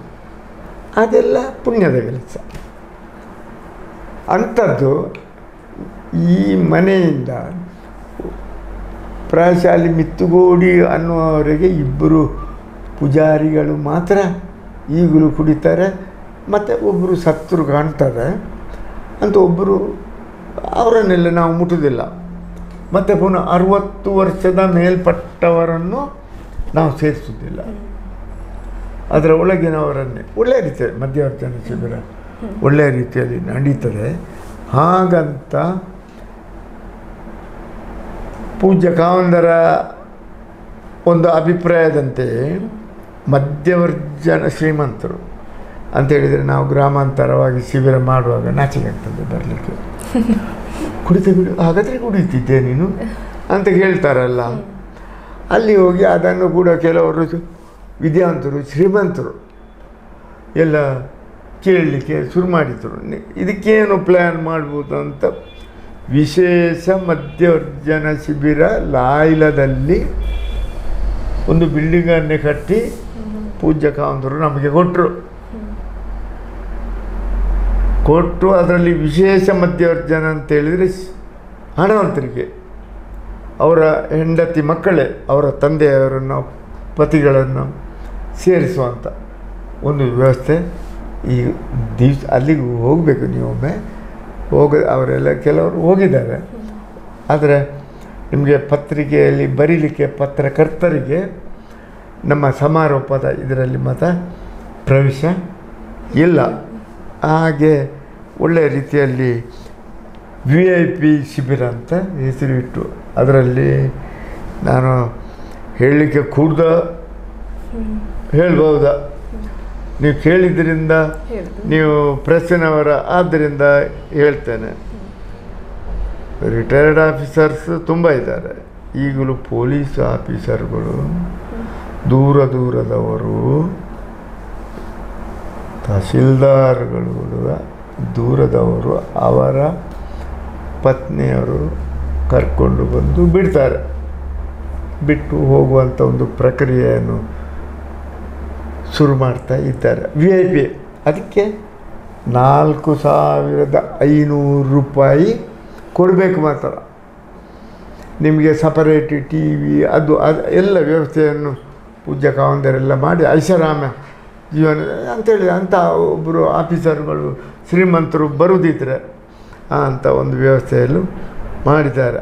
ಅದೊಂದು ಅಲ್ಲಿ ನೋಡಿ ಒಂದು ಸೌಧದ ರೀತಿ ಕಟ್ಟಿದ್ದಾರೆ. ಅದರ ಉದ್ಘಾಟನೆಯನ್ನು ನಾನೇ ಮಾಡಿದ್ದು. ಪೂಜ್ಯ ಕಾವಂದರು ಅಧ್ಯಕ್ಷರಾಗಿ ಸನ್ಮಾನ್ಯ ಆವಾಗ ಇವರು ಪ್ರಧಾನಿ ದೇವೇಗೌಡರು ಇರುವಾಗ ಆವಾಗ ದೇವೇಗೌಡರು ನಾನೇ ಉದ್ಘಾಟನೆ ಮಾಡಿದ್ದೆ. ಅವರಿಗೆ ಬರಲಿಕ್ಕೆ ಆಗಲಿಲ್ಲ. ಆದರೆ ಅಲ್ಲಿ ಬೋರ್ಡ್ ಹಾಕಿತ್ತು ದೇವೇಗೌಡ ಅಂತ ಬರ್ದದನ್ನು ಕೂಡ ಅದನ್ನು ಕಿತ್ತು ಎಸೆದು ವಸಂತ ಶಾಲೆಯ ಸ್ಥಾಪಕ ಅಧ್ಯಕ್ಷರು ಅಂತ ಹಾಗೆ ಒಳ್ಳೆಯ ರೀತಿಯಲ್ಲಿ ಮಧ್ಯವರ್ಜನ ಶಿಬಿರ. ಮತ್ತು ನಮ್ಮ ಕಮಿಷನರ್ ಇದ್ದಾರಲ್ಲ ಈಗ ಯಾರು ದಯಾನಂದ್ ನಮ್ಮ SP ಆಗಿದ್ದಾರಲ್ಲ ನಮ್ಮ ಜಿಲ್ಲೆಯಲ್ಲಿ ಪುತ್ತೂರಿನಲ್ಲಿ SP ಆಗಿದ್ದಾರಲ್ಲ, ಎಲ್ಲ ಪೊಲೀಸರನ್ನು ಕರ್ಕೊಂಡು ಬಂದರು. ಕುಡಿಯುವಂಥವರನ್ನು ಬಿಡಿಸಿದರು. ಅವರ ಖರ್ಚಿನಿಂದಲೇ ಕುಲಾಲ ಮಂದಿರ ಉಂಟಲ್ಲ ಪೊಲೀಸ್ ಕ್ಯಾಂಪ್ ಅಂತಲೇ ಮಾಡಿದರು. ಪೊಲೀಸ್ ಶಿಬಿರ ಎಲ್ಲ ಸ್ಟೇಷನಿಂದ ಯಾರು ಕುಡುಕರು ಇದ್ದಾರೆ ಎಲ್ಲ SIಗಳಿಗೆ ಇದು ಮಾಡಿ ಕುಡುಕರನ್ನು ಎಷ್ಟು ಬಿಟ್ಟಿದ್ದಾರೆ ಎಷ್ಟು ಅದಲ್ಲ ನಾನು ಹೇಳೋದು. ಸರ್ವೆಯಲ್ಲಿ 100% ಅಂತ ನಾನು ಹೇಳೋದಿಲ್ಲ. ಯಾಕೆ ಅಂತ ಹೇಳಿದರೆ ಶುರುವಿಗೆ ಮಧ್ಯವರ್ಜನ ಶಿಬಿರ ಇದು ಭಾಳ ವಿಶೇಷವಾಗಿ ಗಮನಿಸುವಂಥದ್ದು. ನನ್ನ ಪತ್ನಿಗೆಲ್ಲ ಗೊತ್ತುಂಟು. ವಿಶೇಷ ಅಂತ ಹೇಳಿದರೆ ಪೂಜ್ಯ ಕಾವಂದರ ಅಭಿಪ್ರಾಯ ಅಂತ ಹೇಳಿದರೆ 100 ಜನರು ಕುಡುಕರ ಇದ್ದರೆ ನೋಡೋ ಒಬ್ಬರನ್ನು ಬಿಡಿಸಿ ನೀವು ಹಾಗೆ ಒಬ್ಬರನ್ನು ಬಿಡಿಸಿ, ಒಬ್ಬರು ಬಿಟ್ಟರು ಸಾಕು. ಒಬ್ಬರ ಹಿಂದೆ ಎಷ್ಟು ಜನ ಇದ್ದಾರೆ? ಅವರ ಹೆಂಡತಿ ಮಕ್ಕಳು ತಮ್ಮ ಅಣ್ಣ ಅವರು ನೆಮ್ಮದಿಯ ಜೀವನ ಅಲ್ಲ. ಆ ರೀತಿ ನಮಗೆ ಬೋಧನೆ ಅವ್ರದ್ದು. ಒಬ್ಬನನ್ನು ಇದು ಒಬ್ಬಲ್ಲ ತುಂಬ ಜನನ್ನು ಬಿಡಿಸಿದರು. ಅವರಿಗೆ ತೃಪ್ತಿ ಒಬ್ಬರನ್ನು ಬಿಡಿಸಿದರೆ 100ರಲ್ಲಿ. ನಾವು 100ರಲ್ಲಿ ಶೇಕಡವಾರು ಆವಾಗ ಒಂದು 60% 70% ಆಗಿದೆ. ನಮ್ಮದು ಟಾರ್ಗೆಟ್ ಮುಟ್ಟಿದೆ. ಈಗ ವಿಸ್ತರಣೆ ಆಗಿ ರಾಜ್ಯ ವ್ಯಾಪಿ ಆದ ನಂತರ ಅದಕ್ಕೆ ಸಪರೇಟ್ ಎಲ್ಲ ಅವರೇ ಯೋಜನೆ ಅವರು LH ಮಂಜುನಾಥರು ಅದನ್ನು ನೋಡ್ತಾರೆ. ವಿವೇಕ್ ಪಾಯಸ್ ಅಂತ ಅವರು ಅದರ ಕಾರ್ಯದರ್ಶಿಯಾಗಿ ಇಡೀ ರಾಜ್ಯವನ್ನು ತಿರುಗಿಕೊಂಡು ಬೀದರ್ನಲ್ಲಿ ಈಗಲೂ ಒಂದು ದೊಡ್ಡ ಶಿಬಿರ ಇವತ್ತಿನ ದಿನದಲ್ಲಿಯೂ ಕೂಡ ನಡೀತಾ ಉಂಟು. ನನ್ನನ್ನು ಅಲ್ಲಲ್ಲಿಗೆ ಕರೀತಾರೆ, ಪುರ್ಸೊತ್ತಿದ್ದರೆ ಹೋಗ್ತೇನೆ. ಈಗ ನೀವು ತರುಣನಾಗಿ ಕಾಣೋದಂತ ಹೇಳಿದರೆ ಅದೇನಿಲ್ಲ, ಈಗ ಹೋಗ್ಲಿಕ್ಕೆ ಆಗೋದಿಲ್ಲ, ಮನೆಯಲ್ಲಿ ಇರ್ತೇನೆ. Next okay sir. ಹಾಗೇನೆ ಮಧ್ಯವರ್ಜನ ಶಿಬಿರ ಅಂತ ನಾವೆಲ್ಲ ಕೇಳಿರೋದಷ್ಟೇ, ಬಟ್ ಅದರ ಒಳಗೆ ಯಾವೆಲ್ಲ ವಿಚಾರಗಳಿದೆ, ಹೇಗೆ ಒಬ್ಬರನ್ನ ಮನ ಪರಿವರ್ತನೆ ಮಾಡುವಂಥ ಕೆಲಸಗಳಲ್ಲಿ ನಡೆಯುತ್ತೆ ಅಂತ? ಮಧ್ಯವರ್ಜನ ಶಿಬಿರ ಅಂತ ಹೇಳಿದರೆ ಮಾನ, ಸಾಮ, ದಾನ, ಭೇದ, ದಂಡವನ್ನು ಬಿಟ್ಟಿದ್ದೇವೆ ಈಗ. ನಾನು ಹೇಳಿದೆಲ್ಲ, ಹೊಡೆದಾಟ ಬಡೆದಾಟ ಈಗ ಇಲ್ಲ. ನಿಮಗೆ ಮನಸ್ಸಿದ್ದರೆ ಬನ್ನಿ. ಮೊದಲು ನೋಡಿ ಅವರನ್ನು ನೋಡಿ ಅವರನ್ನು ನೋಡಿ, ಅವರು ಎಷ್ಟು ಒಳ್ಳೆಯದಾಗಿದ್ದಾರೆ ನೋಡಿ, ಅವರ ಮಕ್ಕಳು ಎಷ್ಟು. ಅದು ಮೊದಲು ಸಾಮಧಾನ, ಅದನ್ನು ನಾವು ಕಲಿಸುವಂಥ ವಿದ್ಯೆಯನ್ನು ಅವರಿಗೆ ಬೋಧನೆ ಮಾಡಿ ಮತ್ತು ಅವರ ಮಕ್ಕಳು ಅಥವಾ ಹೆಂಗಸರು, ಮುಖ್ಯವಾಗಿ ಮಹಿಳೆಯವರು ತುಂಬ ಮೆಚ್ಚಿದ್ದಾರೆ. ತುಂಬ ಅಂತ ಹೇಳಿದರೆ ಮಹಿಳೆಯವರು, ಅಮ್ಮ ವೀರೇಂದ್ರ ಹೆಗಡೆ ಅವರ ಧರ್ಮಪತ್ನಿ, ಆ ಮಹಿಳಾ ಒಂದು ಅಲ್ಲಲ್ಲಿ ಮಂಡಳಿ, ಸಂಯಮ ಮಂಡಳಿ ಎಲ್ಲ ಮಾಡ್ತಾಯಿದ್ರು. ಅದರಲ್ಲಿಯೂ ಈ ಬೋಧನೆ ಎಲ್ಲ ಮಾಡಿ ಪ್ರಬಲರಾದರು. ಅಂಥೇಳಿ ನಾವು ಕೂಡ ಎಲ್ಲರಾಗಿ ಇರಬೇಕು. ಗಂಡ ಕುಡುಕನಾದ್ದರಿಂದ ನಾನು ಕೆಟ್ಟೆ, ನನ್ನ ಮಕ್ಕಳು ಕೆಟ್ಟೆವು ಅಂತ ಅಭಿಪ್ರಾಯ ಬರಲಿಕ್ಕೆ ನಮ್ಮ ಟೀಮು ಅವರಿಗೆ ಹೇಳಲಿಕ್ಕೆ ಶುರು ಮಾಡಿದೆವು. ಅಮ್ಮನವರು ಕೂಡ ಹೇಳಿದರು. ಹಾಗೆ ಈಗ ಮಹಿಳೆಯವರು ನಮಗೆ ಬುದ್ಧಿ ಹೇಳಲಿಕ್ಕೆ ಬರ್ತಾರೆ, ನಮಗೆ ಹೇಳ್ತಾರೆ, ನಿಮ್ಮದು ಏನ್ರಿ ಅಂತ ಹೇಳ್ತಾರೆ. ಯಾರಾದರೂ ಅವರ ಮನೆಯಲ್ಲಿ ಕುಡುಕರೆ ಇದ್ದರೆ ಆ ರೀತಿ ಎಲ್ಲ ಎಜುಕೇಟೆಡ್ ಆಗಿದ್ದಾರೆ. ವರ್ಷ ಆಯಿತು ನೋಡಿ, ಎಷ್ಟು ವರ್ಷ ಹಾಗೆ. Okay sir. ಇವಾಗ ಯಾರಾದರೂ ಒಬ್ಬರು ನಿಮ್ಮ ಕಣ್ಣೆದುರಲ್ಲೇ ತುಂಬ ಕುಡಿದು ತೂರಾಡ್ತಾ ಎಲ್ಲೆಲ್ಲೋ ಬಿದ್ದಿದ್ದವರು, ಬಟ್ ಇವಾಗ ಸದೃಢವಾಗಿ ನಿಂತು ಒಳ್ಳೆ ಜೀವನವನ್ನು ಕಟ್ಕೊಂಡ ವ್ಯಕ್ತಿಗಳನ್ನು ಯಾರನ್ನಾದರೂ ನೆನಪು ಮಾಡಿಕೊಂಡು ಹೇಳೋದಾದರೆ? ತುಂಬ ಜನ ಇದ್ದಾರೆ. ಒಳ್ಳೆಯ ಪ್ರಶ್ನೆ. ಅದು ಹೆಸರನ್ನು ಹೇಳಿದರೆ ಒಬ್ಬರಿಬ್ಬರಲ್ಲ, ತುಂಬ ಇದ್ದಾರೆ. ಅದೇ ನಾನು ಹೇಳಿದ್ದಲ್ಲ ನಿನ್ನೆ ಕಾದು, ಏನು ಈಗ ಒಂದೊಂದು ಮನೆಯಲ್ಲಿ ಎರಡೆರಡು ವೆಹಿಕಲ್ ಉಂಟು. ಎರಡೆರಡು ವೆಹಿಕಲ್, ತಂದೆಗೆ ಬೇರೆ ಅಥವಾ ಮಗ ಅಂತ ಉದ್ಯೋಗ ಅಥವಾ ಕೃಷಿ.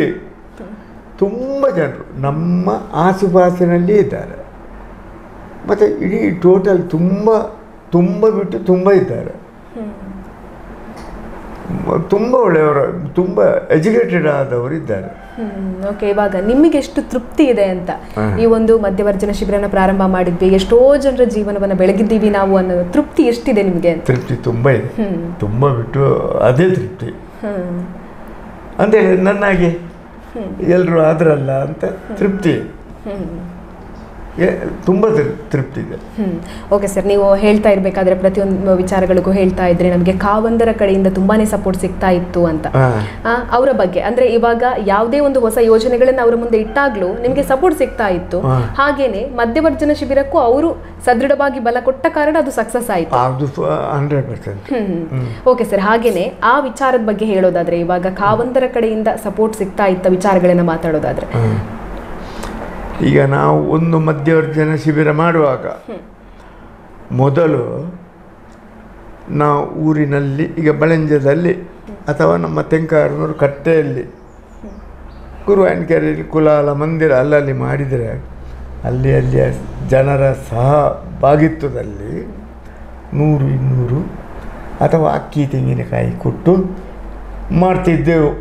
ಅಲ್ಲಿ ಅವರೇ ಮಾಡ್ತಿದ್ದರು. ಈಗ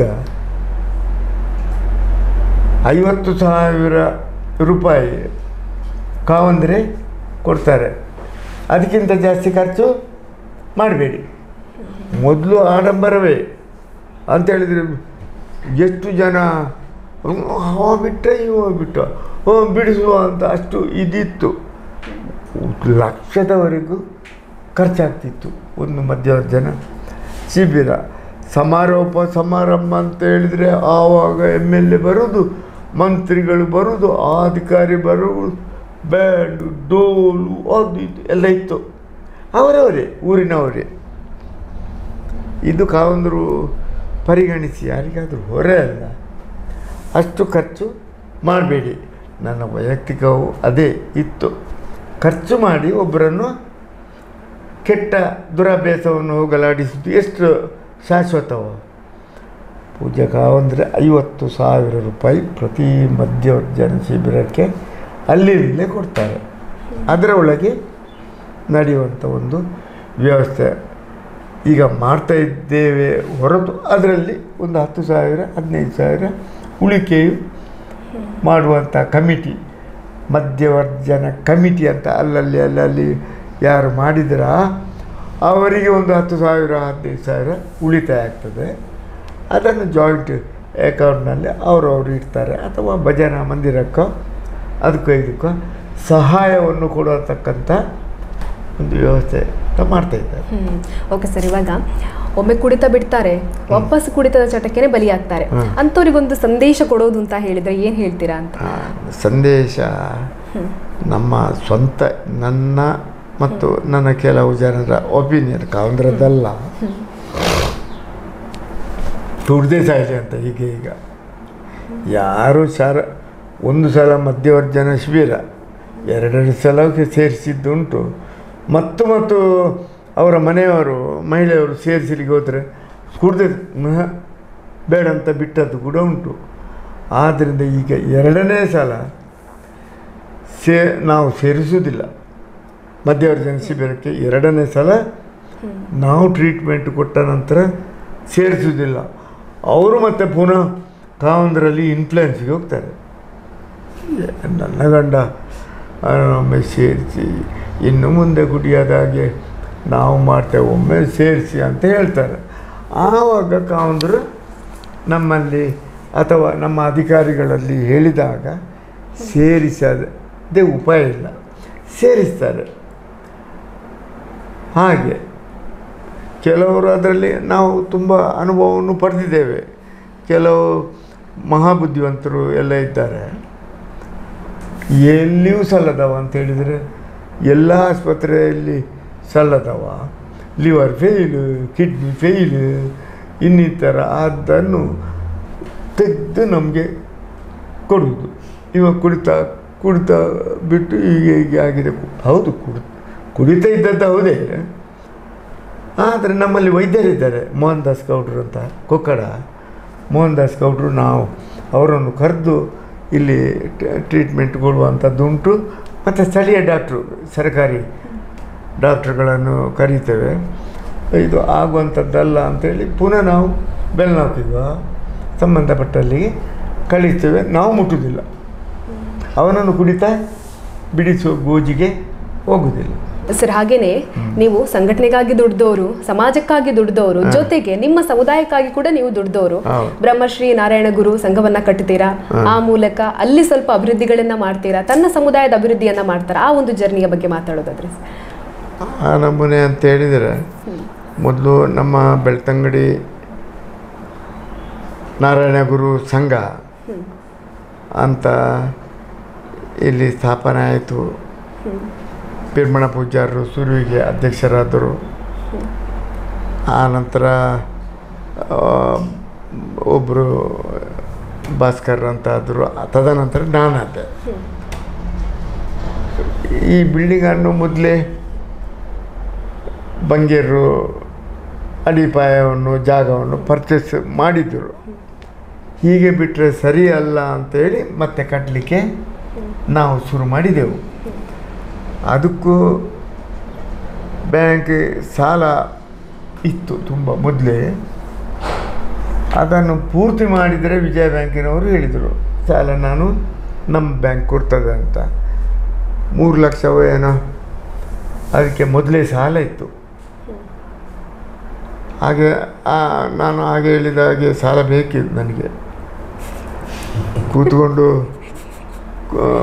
ಕುಡಿದ್ರೆ ಒಳ್ಳೆಯದು, ನಿಂತರೆ ಕುಡಿದ್ರೆ ನೀರು ಕುಡಿದ್ರೆ ಅಂತ ಹೇಳಿದ್ರಿ, ಅದು ಜ್ಯೂಸ್ ನೀರು. ಹಾಗೆ ಅಂತ ನಾವು ಹಾಗಾದ್ರೆ ಮತ್ತೆ ನಾವು ನಿಂತೆ ಕುಡಿಲಿಕ್ಕೆ ಶುರು ಮಾಡಿದೆವು. ನಿಂತು ಕುಡಿದ್ರೆ ಸಾಲ ಬೇಕು ನಮಗೆ, ಎಂತ ಮಾಡೋದು ಬ್ಯಾಂಕ್ ಸಾಲ ಅಂತ ಆಯಿತು. ಬ್ಯಾಂಕ್ ಸಾಲ ಆಗಬೇಕಾದ್ರೆ ಅಲ್ಲಿಯ ಮೊದಲಿನ ಸಾಲ ತೀರಬೇಕು. ಅದಕ್ಕಾಗಿ ಎಂತ ಮಾಡೋದು ಯಾರಲ್ಲಿ ಇಲ್ಲ. ಆಗೊಂದು 10,000 ಒಬ್ಬರಲ್ಲಿ ಅಂತ ಹೇಳಿದರೆ ಅಡಿಕೆಗೆ ಏನು ರೇಟ್ ಇರಲಿಲ್ಲ ನೋಡಿ. 10-40 ಪರ್ ಕೆ ಜಿಗೆ ಒಂದು 40 ರೂಪಾಯಿನೇ ಇಷ್ಟು ಅಷ್ಟೇ. ಪೂಜ್ಯ ಕಾವಂದ್ರಲ್ಲಿಗೆ ಹೋದೆ ನಾನು, ಹೊಸನ್ ಬಗೆಯವರು ಒಬ್ಬರಿಬ್ಬರು ಒಟ್ಟಿಗೆ ಒಂದು 4-5 ಜನ ಹೋಗಿ ಕೈ ಮುಗಿದು ಕೇಳಿದೆವು. 3 ಲಕ್ಷ ಬೋರ್ಡು ಕಾವಂದರೆ ಇಂಚ ಅಂತ ಏಕಗಂಟಿನಲ್ಲಿ ಕೊಟ್ಟರು. ವೀರೇಂದ್ರ ಹೆಗಡೆ ಅವರು ಕೊಟ್ಟದ್ರಿಂದ ತಕ್ಷಣವಾಗಿ ಶುರು ಮಾಡಲಿಕ್ಕೆ ಆಯಿತು. ಮತ್ತು ಅದು ಪ್ಲೇಸಿಗೆ ಬಸ್ ಸ್ಟ್ಯಾಂಡ್ ಅಲ್ಲ, ಅಡ್ವಾನ್ಸ್ ಆಗಿ ಒಬ್ಬರು ಬಿಲ್ಡಿಂಗ್ ಬೇಕು, ಕೋಣೆ ಬೇಕು ಅಂತ ಕೊಟ್ಟು ಕಟ್ಟಿದ್ದೆ. ಆ ರೀತಿ ಆಯಿತು. ಒಳ್ಳೆಯ ಅದಕ್ಕೆ ಹೆಸರು ಕೂಡ ಉಂಟು. ಮತ್ತು ರಾಜಕೀಯ ಬಣ್ಣ ಬರುವಂಥದ್ದು ನಮ್ಮ ಬೆಳ್ತಂಗಡಿ ಅಂತಲ್ಲ, ಎಲ್ಲ ಕಡೆಯೂ ಬಣ್ಣ ಬರ್ತದೆ. ಹಾಗೆಲ್ಲ ಬಣ್ಣ ಬಾರದ ಕಡೆಯೂ ಉಂಟು. ಬೇರೆ ವರ್ಗದಲ್ಲಿ ಒಳ್ಳೆಯ ರೀತಿಯಲ್ಲಿ ಇರಲಿಕ್ಕೆ ಸಾಧ್ಯತೆ ಉಂಟು ಅಂತ ಹೇಳಿದರೆ, ಹೆಸರು ಹೇಳಿದರೆ ಪ್ರೆಸ್ಸಿನವರಲ್ಲಿ ತಪ್ಪಾಗ್ತದೆ. ಅದು ಅವರಿಗೆ ರಾಜಕೀಯ ಬಣ್ಣ ಇಲ್ಲ ಮತ್ತು ಓಟಿಗೆ ನಿಲ್ಲುವರಲ್ಲ. ಅಂಥದ್ದೆಲ್ಲ ಒಳ್ಳೆಯ ರೀತಿಯಲ್ಲಿ ಸಂಘಟನೆ ನಮಗೆ ಅಲ್ಲ, ನನಗೂ ಓಟಿಗೆ ನಿಲ್ಲಬೇಕು, ನಿಮಗೂ ಓಟಿಗೆ ನಿಲ್ಲಬೇಕು. ನಮ್ಮಲ್ಲಿ ಸಂಘ ಬಿಲ್ಲವರ ನಾರಾಯಣ ಗುರುಗಳ ಸಂಘಗಳಲ್ಲಿ ಎಲ್ಲ, ಇಲ್ಲಿ ಬಳೆಂಜೆ ಸಂಘ ಅಂತ ಅಲ್ಲಿ ಫೇಲ್ ಆಗ್ತದೆ ಅಂತ ಇಲ್ಲಿ ಮಾಡಿದೆವು ಒಂದು ಸಣ್ಣದು. ಇಲ್ಲಿ ಬಳೆಂಜ ಪಂಚಾಯತಿನ ಹತ್ತಿರವೇ ಈಗ ದೊಡ್ಡ ಸಂಘ ಆಗಿದೆ. ನೀವು ಅಲ್ಲಿಗೂ ಕೂಡ ಒಮ್ಮೆ ಭೇಟಿ ಕೊಡಿ. ಜಾರಪ್ಪ ಎಲ್ಲ ಪ್ರೆಸ್ಸಿನ ನಿಮ್ಮ ರಿಪೋರ್ಟರ್ಸ್ ಎಲ್ಲ ಬಂದಿದ್ದಾರೆ. ಎಂಥ ಬಿಲ್ಡಿಂಗನ್ನು ಕಟ್ಟಿದ್ದೇವೆ ನಾವು. ನಾನು ಅಂತ ಹೇಳಿದರೆ ನನ್ನ ಅಡ್ವೈಸ್ ಮಾತ್ರ. ಈಗ ನನ್ನ ವಯಸ್ಸು ದಾಟಿದ ನಂತರ ನಮ್ಮ ಇವರೆಲ್ಲ ಒಳ್ಳೆಯ ರೀತಿಯಲ್ಲಿ ಕಟ್ಟಿದ್ದಾರೆ. ಒಳ್ಳೆಯ ರೀತಿಯಲ್ಲಿ ಎಲ್ಲ ಅಲ್ಲಲ್ಲಿ ಒಳ್ಳೆಯ ರೀತಿಯಲ್ಲಿ ನಾರಾಯಣ ಗುರು ಸಂಘ ನಡೀತಾ ಉಂಟು. ಮಕ್ಕಳಿಗೆ ವಿದ್ಯಾಭ್ಯಾಸವನ್ನು ಅದರಿಂದ ಬರತಕ್ಕಂಥ ಲಾಭದ ಅಂಶವನ್ನು ಎಲ್ಲ ಸಂಘಟನೆಗಳು ಕೊಡ್ತಾ ಉಂಟು. ಒಳ್ಳೆಯ ರೀತಿಯಲ್ಲಿ ನಡೀತಾ ಉಂಟು. ಮತ್ತು ಅದರಲ್ಲಿ ಎಲ್ಲ ಈಗ ತುಂಬ ಎಷ್ಟು ಡಾಕ್ಟ್ರುಗಳಾಗಿದ್ದಾರೆ. ಅದು ಹೆಸರು ಹೇಳಿದರೆ ನಮ್ಮಲ್ಲಿ ತುಂಬ ಜನ ಡಾಕ್ಟ್ರುಗಳು MBBS ಬೆಲ್ನಾಕುನಲ್ಲಿಯೂ ಇದ್ದಾರೆ. ಎಷ್ಟು ನಮಗೆ ವರ್ಷಕ್ಕೆ ಒಂದಿಷ್ಟು ಯಾವುದು ನಮ್ಮ ಜನರಲ್ ಬಾಡಿ ಆಗುವ ಸಂದರ್ಭದಲ್ಲಿ ಕೊಡ್ತಾರೆ ಅವರು. ಪಾಪ ಬಗ್ಗಾಡಿಯಲ್ಲಿ ಒಬ್ಬರು ಪಾಪದವರು ಲೇಡಿ, ಅವರಿಗೆ ಇಲ್ಲಿ ನಾರ್ತಿನಲ್ಲಿ ಇದ್ದಾರೆ. ವರ್ಷಕ್ಕೊಮ್ಮೆ ಕಲಿಯುವಿಕೆಗೆ ಒಂದು ಇಷ್ಟು ಸಾವಿರ ರೂಪಾಯಿ ನಮ್ಮ ಸಂಘಕ್ಕೆಲ್ಲ ಕೊಡುವವರು ಇದ್ದಾರೆ, ಎಜುಕೇಟೆಡ್ ಪರ್ಸನ್ಸ್. ಆದ್ದರಿಂದ ಒಳ್ಳೆಯ ರೀತಿಯಲ್ಲಿ ನಡೀತಾ ಉಂಟು. ಓಕೆ ಸರ್, ಹಾಗೆಯೇ ನೀವು ರಾಜಕೀಯದ ವಿಚಾರವನ್ನು ಮಿಡ್ಲಲ್ಲಿ ತೆಗೆದ್ರಿ. ಅದಕ್ಕೋಸ್ಕರ ಹಿಂದಿನ ಕಾಲದ ರಾಜಕೀಯವನ್ನು ನೀವು ನೋಡಿದ್ದೀರಾ, ತುಂಬ ಹತ್ತಿರದಿಂದ ನೋಡಿದ್ದೀರಾ. ಇವಾಗ ನಡೀತಾ ಇರುವಂಥ ರಾಜಕೀಯವನ್ನು ನೀವು ಹತ್ತಿರದಿಂದ ನೋಡಿದ್ದೀರಾ. ಹಾಗಾಗಿ ಬದಲಾವಣೆಗಳನ್ನು ಹೇಳೋದಾದರೆ ಹೇಗಿದೆ ಈಗಿನ ರಾಜಕೀಯ ಮತ್ತು ಹಿಂದೆ ನಡೀತಾ ಇದ್ದಂಥ ರಾಜಕೀಯಗಳು ಹೇಗಿತ್ತು ಅಂತ? ನೋಡಿ, ಈಗಿನ ಮುಂದಿದ್ದು ಸ್ವಲ್ಪ ಆಗ ನಾನು ಯೂತ್ ಕ್ಲಬ್ಬಿನ ಅಧ್ಯಕ್ಷನಾಗಿದ್ದಾಗ ಹೇಳಿದೆ ಅಲ್ಲ, ಆವಾಗಿನ ರಾಜಕೀಯದ ರೀತಿ ಪ್ರೋಟೋಕಾಲ್ ಆಗಲಿತ್ತು. ಯಾವ ಶಾಸಕ, ಯಾವ ಪಂಚಾಯತಿ ಅಧ್ಯಕ್ಷ ಅಥವಾ ಯಾವ ಪರಿಷತ್ತಿನ ಅಧ್ಯಕ್ಷ ಆದರೂ ಅವನನ್ನು ಸಭೆಗೆ ಕರಿಬೇಕಂತ ಈಗಲುಂಟು, ಆಗಲಿತ್ತು. ಆದರೆ ಈಗಿನ ಅಂತೇಳಿದರೆ ನಾವು ಕರೆದಾಗ ಅವರಿಗೆ ಪುರ್ಸೊತ್ತಿಲ್ಲದಿದ್ದರೆ ಆ ದಿನ ಮಾಡಲಿಕ್ಕೆ ಬಿಡುದು ಅಂತ ಹೇಳುವ ಈಗಿನ ಶಾಸಕರೆಲ್ಲ ಬಂದರು. ನಂತರ ಮೊದಲಿದ್ದ ಆಗ ಅಲ್ಲ. ಮೊದಲಿನ ಸಜ್ಜನ ಒಳ್ಳೆಯ ಕೆಲಸ ಮಾಡಿದ್ದೀರಿ, ಮಾಡಿ ಬರ್ತೇನೆ, ನನಗೆ ಅಸೆಂಬ್ಲಿ ಇದ್ದರೆ ಬರಲಿಕ್ಕೆ ಅದೆಲ್ಲ ಹೇಳುವಂಥ ಕ್ರಮ ಇತ್ತು. ಸೌಜನ್ಯ ರೀತಿಯಾಗಿ ಹೇಳುವಂಥ ಒಂದು ಪೊಲೈಟ್ನೆಸ್ ಇತ್ತು. ಈಗ ಮತ್ತೊಬ್ಬರು ಕರೆಯುವಂಥ 6 ವಾರ 10 ಜಿಂಡ ಚೇಂಜ್ ಮಾಡಬೇಕು ಅಂತ ಫಂಕ್ಷನನ್ನೇ ಚೇಂಜ್ ಮಾಡತಕ್ಕಂಥ ವ್ಯವಸ್ಥೆಗಳು ಕೂಡ ಈಗ ಬಂದದ್ದು ನೋಡುವಾಗ ಈಗ ಬಹಳ ಬೇಸರದ, ಎಲ್ಲಿವರೆಗೆ ಮುಟ್ತದೆ ಅಂತ ಹೇಳಲಿಕ್ಕೆ ಸಾಧ್ಯತೆ ಇಲ್ಲ. ಮುಟ್ಟುವುದಿಲ್ವ? ಮುಟ್ತದೆ. ಯಾವಾಗ ಮುಟ್ಟೋದು? ಗ್ರಾಮ ಸಭೆ. ಯಾಕೆ? ಆವಾಗ ನಜೀರ್ ಸಾಬ್ ಮಾಡಿದಂಥ ಗ್ರಾಮ ಸಭೆ ಈಗಲೂ ಆ ರೀತಿಯ ಎಲ್ಲಿ ಮಾಡ್ತಾರೆ ಈಗ ಗ್ರಾಮದಲ್ಲಿ ಸಭೆ?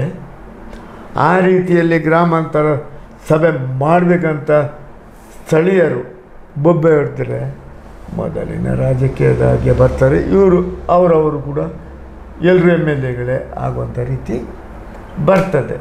ನಮ್ಮಿಂದಲೇ ತಪ್ಪಿದ್ದು, ಜನರಿಂದಲೇ ತಪ್ಪಿದ್ದು.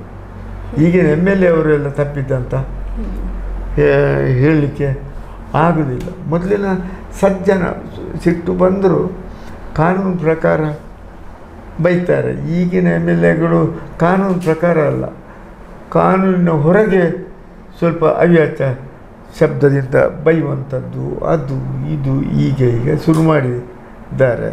ಕ್ಲ್ಯಾಪ್ ಎಲ್ಲ ಜಾಸ್ತಿ ಬಿದ್ದರೆ ನಾನು ಹುಷಾರಂತ ಗ್ರಹಿಸುವಂಥ ಒಂದು ರೀತಿಯೆಲ್ಲ ಬರ್ತಾ ಉಂಟು. ಏನು ಮಾಡಲಿಕ್ಕೆ ಸಾಧ್ಯತೆ ಉಂಟು? ಅದು ನಾವು ಆಲೋಚನೆ ಮಾಡಬೇಕೇ ಹೊರತು ಜನಪ್ರತಿನಿಧಿಗಳಲ್ಲ. ಹಾಗೆ. ಓಕೆ ಸರ್, ಹಾಗೆಯೇ ನೀವು ಈ ಬೆಳ್ತಂಗಡಿಯನ್ನು ತುಂಬ ಹತ್ತಿರದಿಂದ ನೋಡಿದ್ದೀರಾ ಅಂತ ಹೇಳಿದರೆ ತಪ್ಪಾಗಲಿಕ್ಕಿಲ್ಲ. ಪ್ರತಿಯೊಂದು ವಿಚಾರಗಳು ನಿಮಗೆ ಗೊತ್ತಿದೆ. ಹಿಂದೆ ಇದ್ದಂತಹ ಬೆಳ್ತಂಗಡಿ ಮತ್ತು ಇವಾಗ ಅಭಿವೃದ್ಧಿಯಾಗಿರುವಂತಹ ಬೆಳ್ತಂಗಡಿ ಹೇಗಿದೆ ಅಂತ ನಿಮ್ಮ ಪ್ರಕಾರ? ನೋಡಿ, ಅದರದ್ದು ನೋಡಿದರೆ ನಾವು ಯಾವ ಸಂಘ ಸಂಸ್ಥೆಯನ್ನು ಮಾಡುವ ಮೊದಲು ಕೂಡ 70ರಲ್ಲಿ 71ರಲ್ಲಿ ಬ್ರಿಡ್ಜ್ ಅದೇ ಅಷ್ಟೇ. ಹೇಗೆ ಹೋಗೋದು? ಹೊಳೆ ದಾಟಿ. ನಾನು ಹಾಸ್ಟೆಲ್ನಲ್ಲಿ, ವಿಜಯ ಹಾಸ್ಟೆಲ್ನಲ್ಲಿ ಇದ್ದು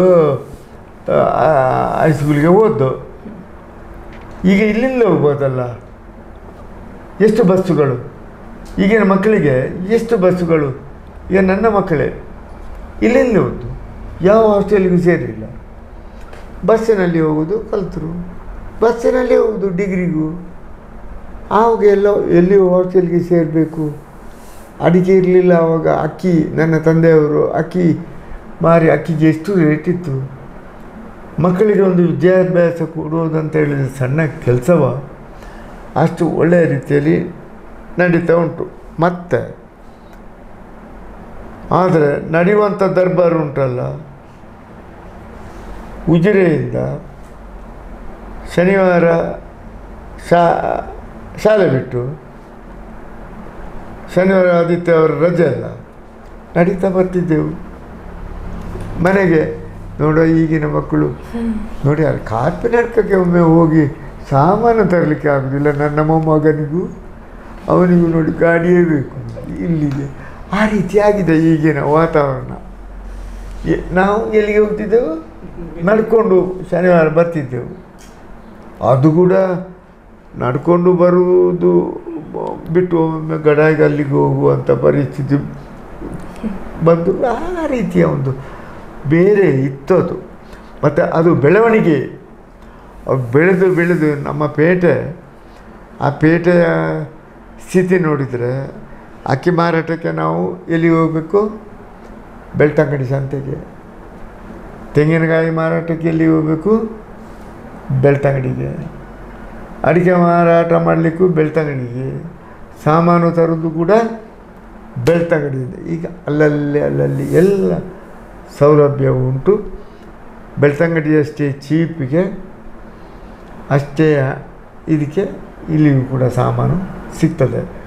ಬೆಳ್ತಂಗಡಿಯಲ್ಲಿ ಅಡಿಕೆಗೆ ಎಷ್ಟು ರೇಟ್ ಹಾಕ್ತಾರೆ ಅಷ್ಟೇ ಇಲ್ಲಿಯೂ ಹೇಗೆ ಸಿಗ್ತದೆ ಅಷ್ಟು ಮಾರ್ಕೆಟಿಂಗ್ ಸೌಲಭ್ಯ ಕೂಡ ಸರ್ಕಾರದ್ದು. ಅದನ್ನೆಲ್ಲ ಹೊಗಳುವಂಥದ್ದು ಯಾವುದು ಸರ್ಕಾರ ಇರಲಿ, ಸರ್ಕಾರ ಎಲ್ಲ ಆ ರೀತಿಯ ಒಂದು ವ್ಯವಸ್ಥೆ ಮಾಡಿದೆ. ನಾವು ಬುದ್ಧಿವಂತರು ಆದರೆ ಮಾತ್ರವೇ ಹೊರತು ಕುಡುಕರೇ ಆದರೆ ಅದೇ ಇರ್ತದೆ. ಮೊದಲಿದೆ ಅವರ ಮೊದಲಿನ ಜೀವನ.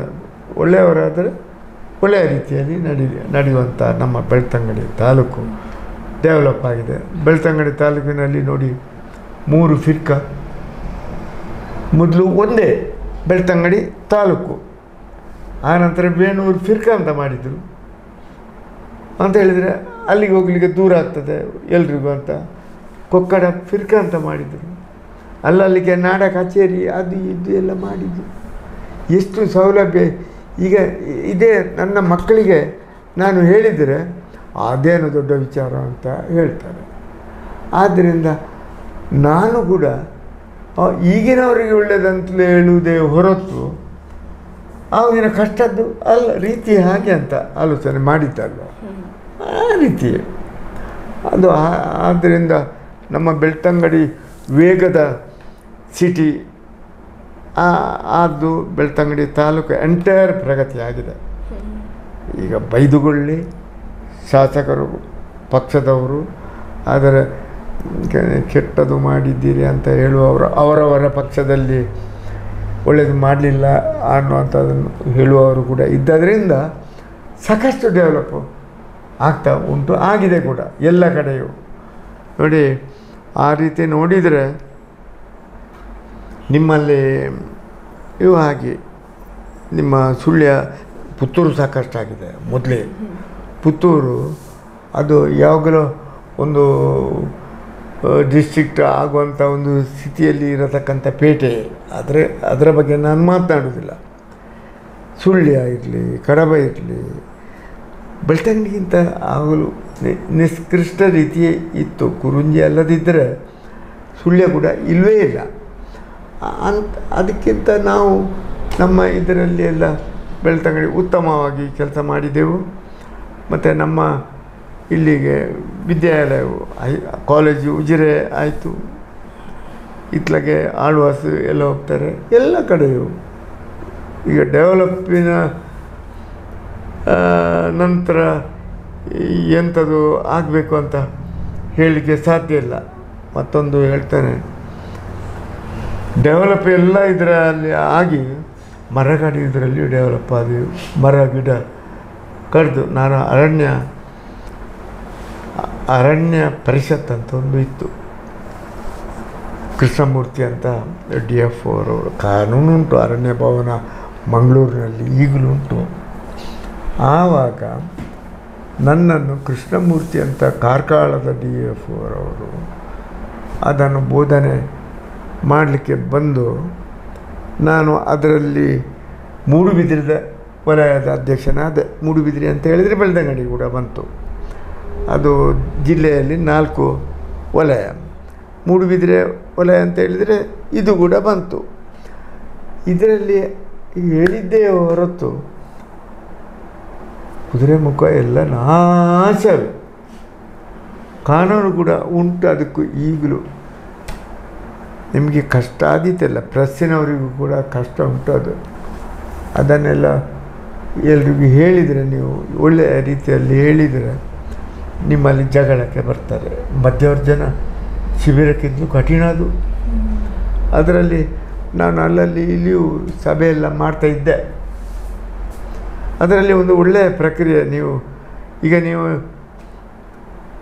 ನನ್ನಲ್ಲಿ ಪ್ರಶ್ನೆ ಕೇಳ್ತೀರಿ, ನಾನು ಉತ್ತರ ಹೇಳ್ತೇನೆ. ನಿಮ್ಮ ಪ್ರಶ್ನೆಯಲ್ಲಿ ಇಂಥ ಕುಂದುಕೊರತೆ ಉಂಟು ಅಂತ ನಾನು ಮತ್ತೊಬ್ಬರಿಗೆ ಹೇಳಿದರೆ ನಿಮಗೆ ಫೈನ್ ಹಾಕುವಂಥ ಅಧಿಕಾರ ಅದರಲ್ಲಿ ಉಂಟು. ಎಷ್ಟು ಫೈನ್? ಎಷ್ಟು? 1 ರೂಪಾಯಿ, 1 ರೂಪಾಯಿ. ಅದರ ಅರ್ಥ ಎಂತ ಅಂತ ಹೇಳಿದರೆ, ನೀವು ಕಳ್ಳನಾಗಲಿಕ್ಕೆ ಸಾಧ್ಯ ಇಚ್ಛೆ ಉಂಟು, 1 ರೂಪಾಯಿ ಕೊಟ್ಟು ಬಿಡ್ತೇನೆ, ಕಳ್ಳನಿಲ್ಲ. ಆದ್ದರಿಂದ ನೀವು ಕಳ್ಳನಾಗಲಿಕ್ಕೆ ಭಯ ಇರ್ತದೆ.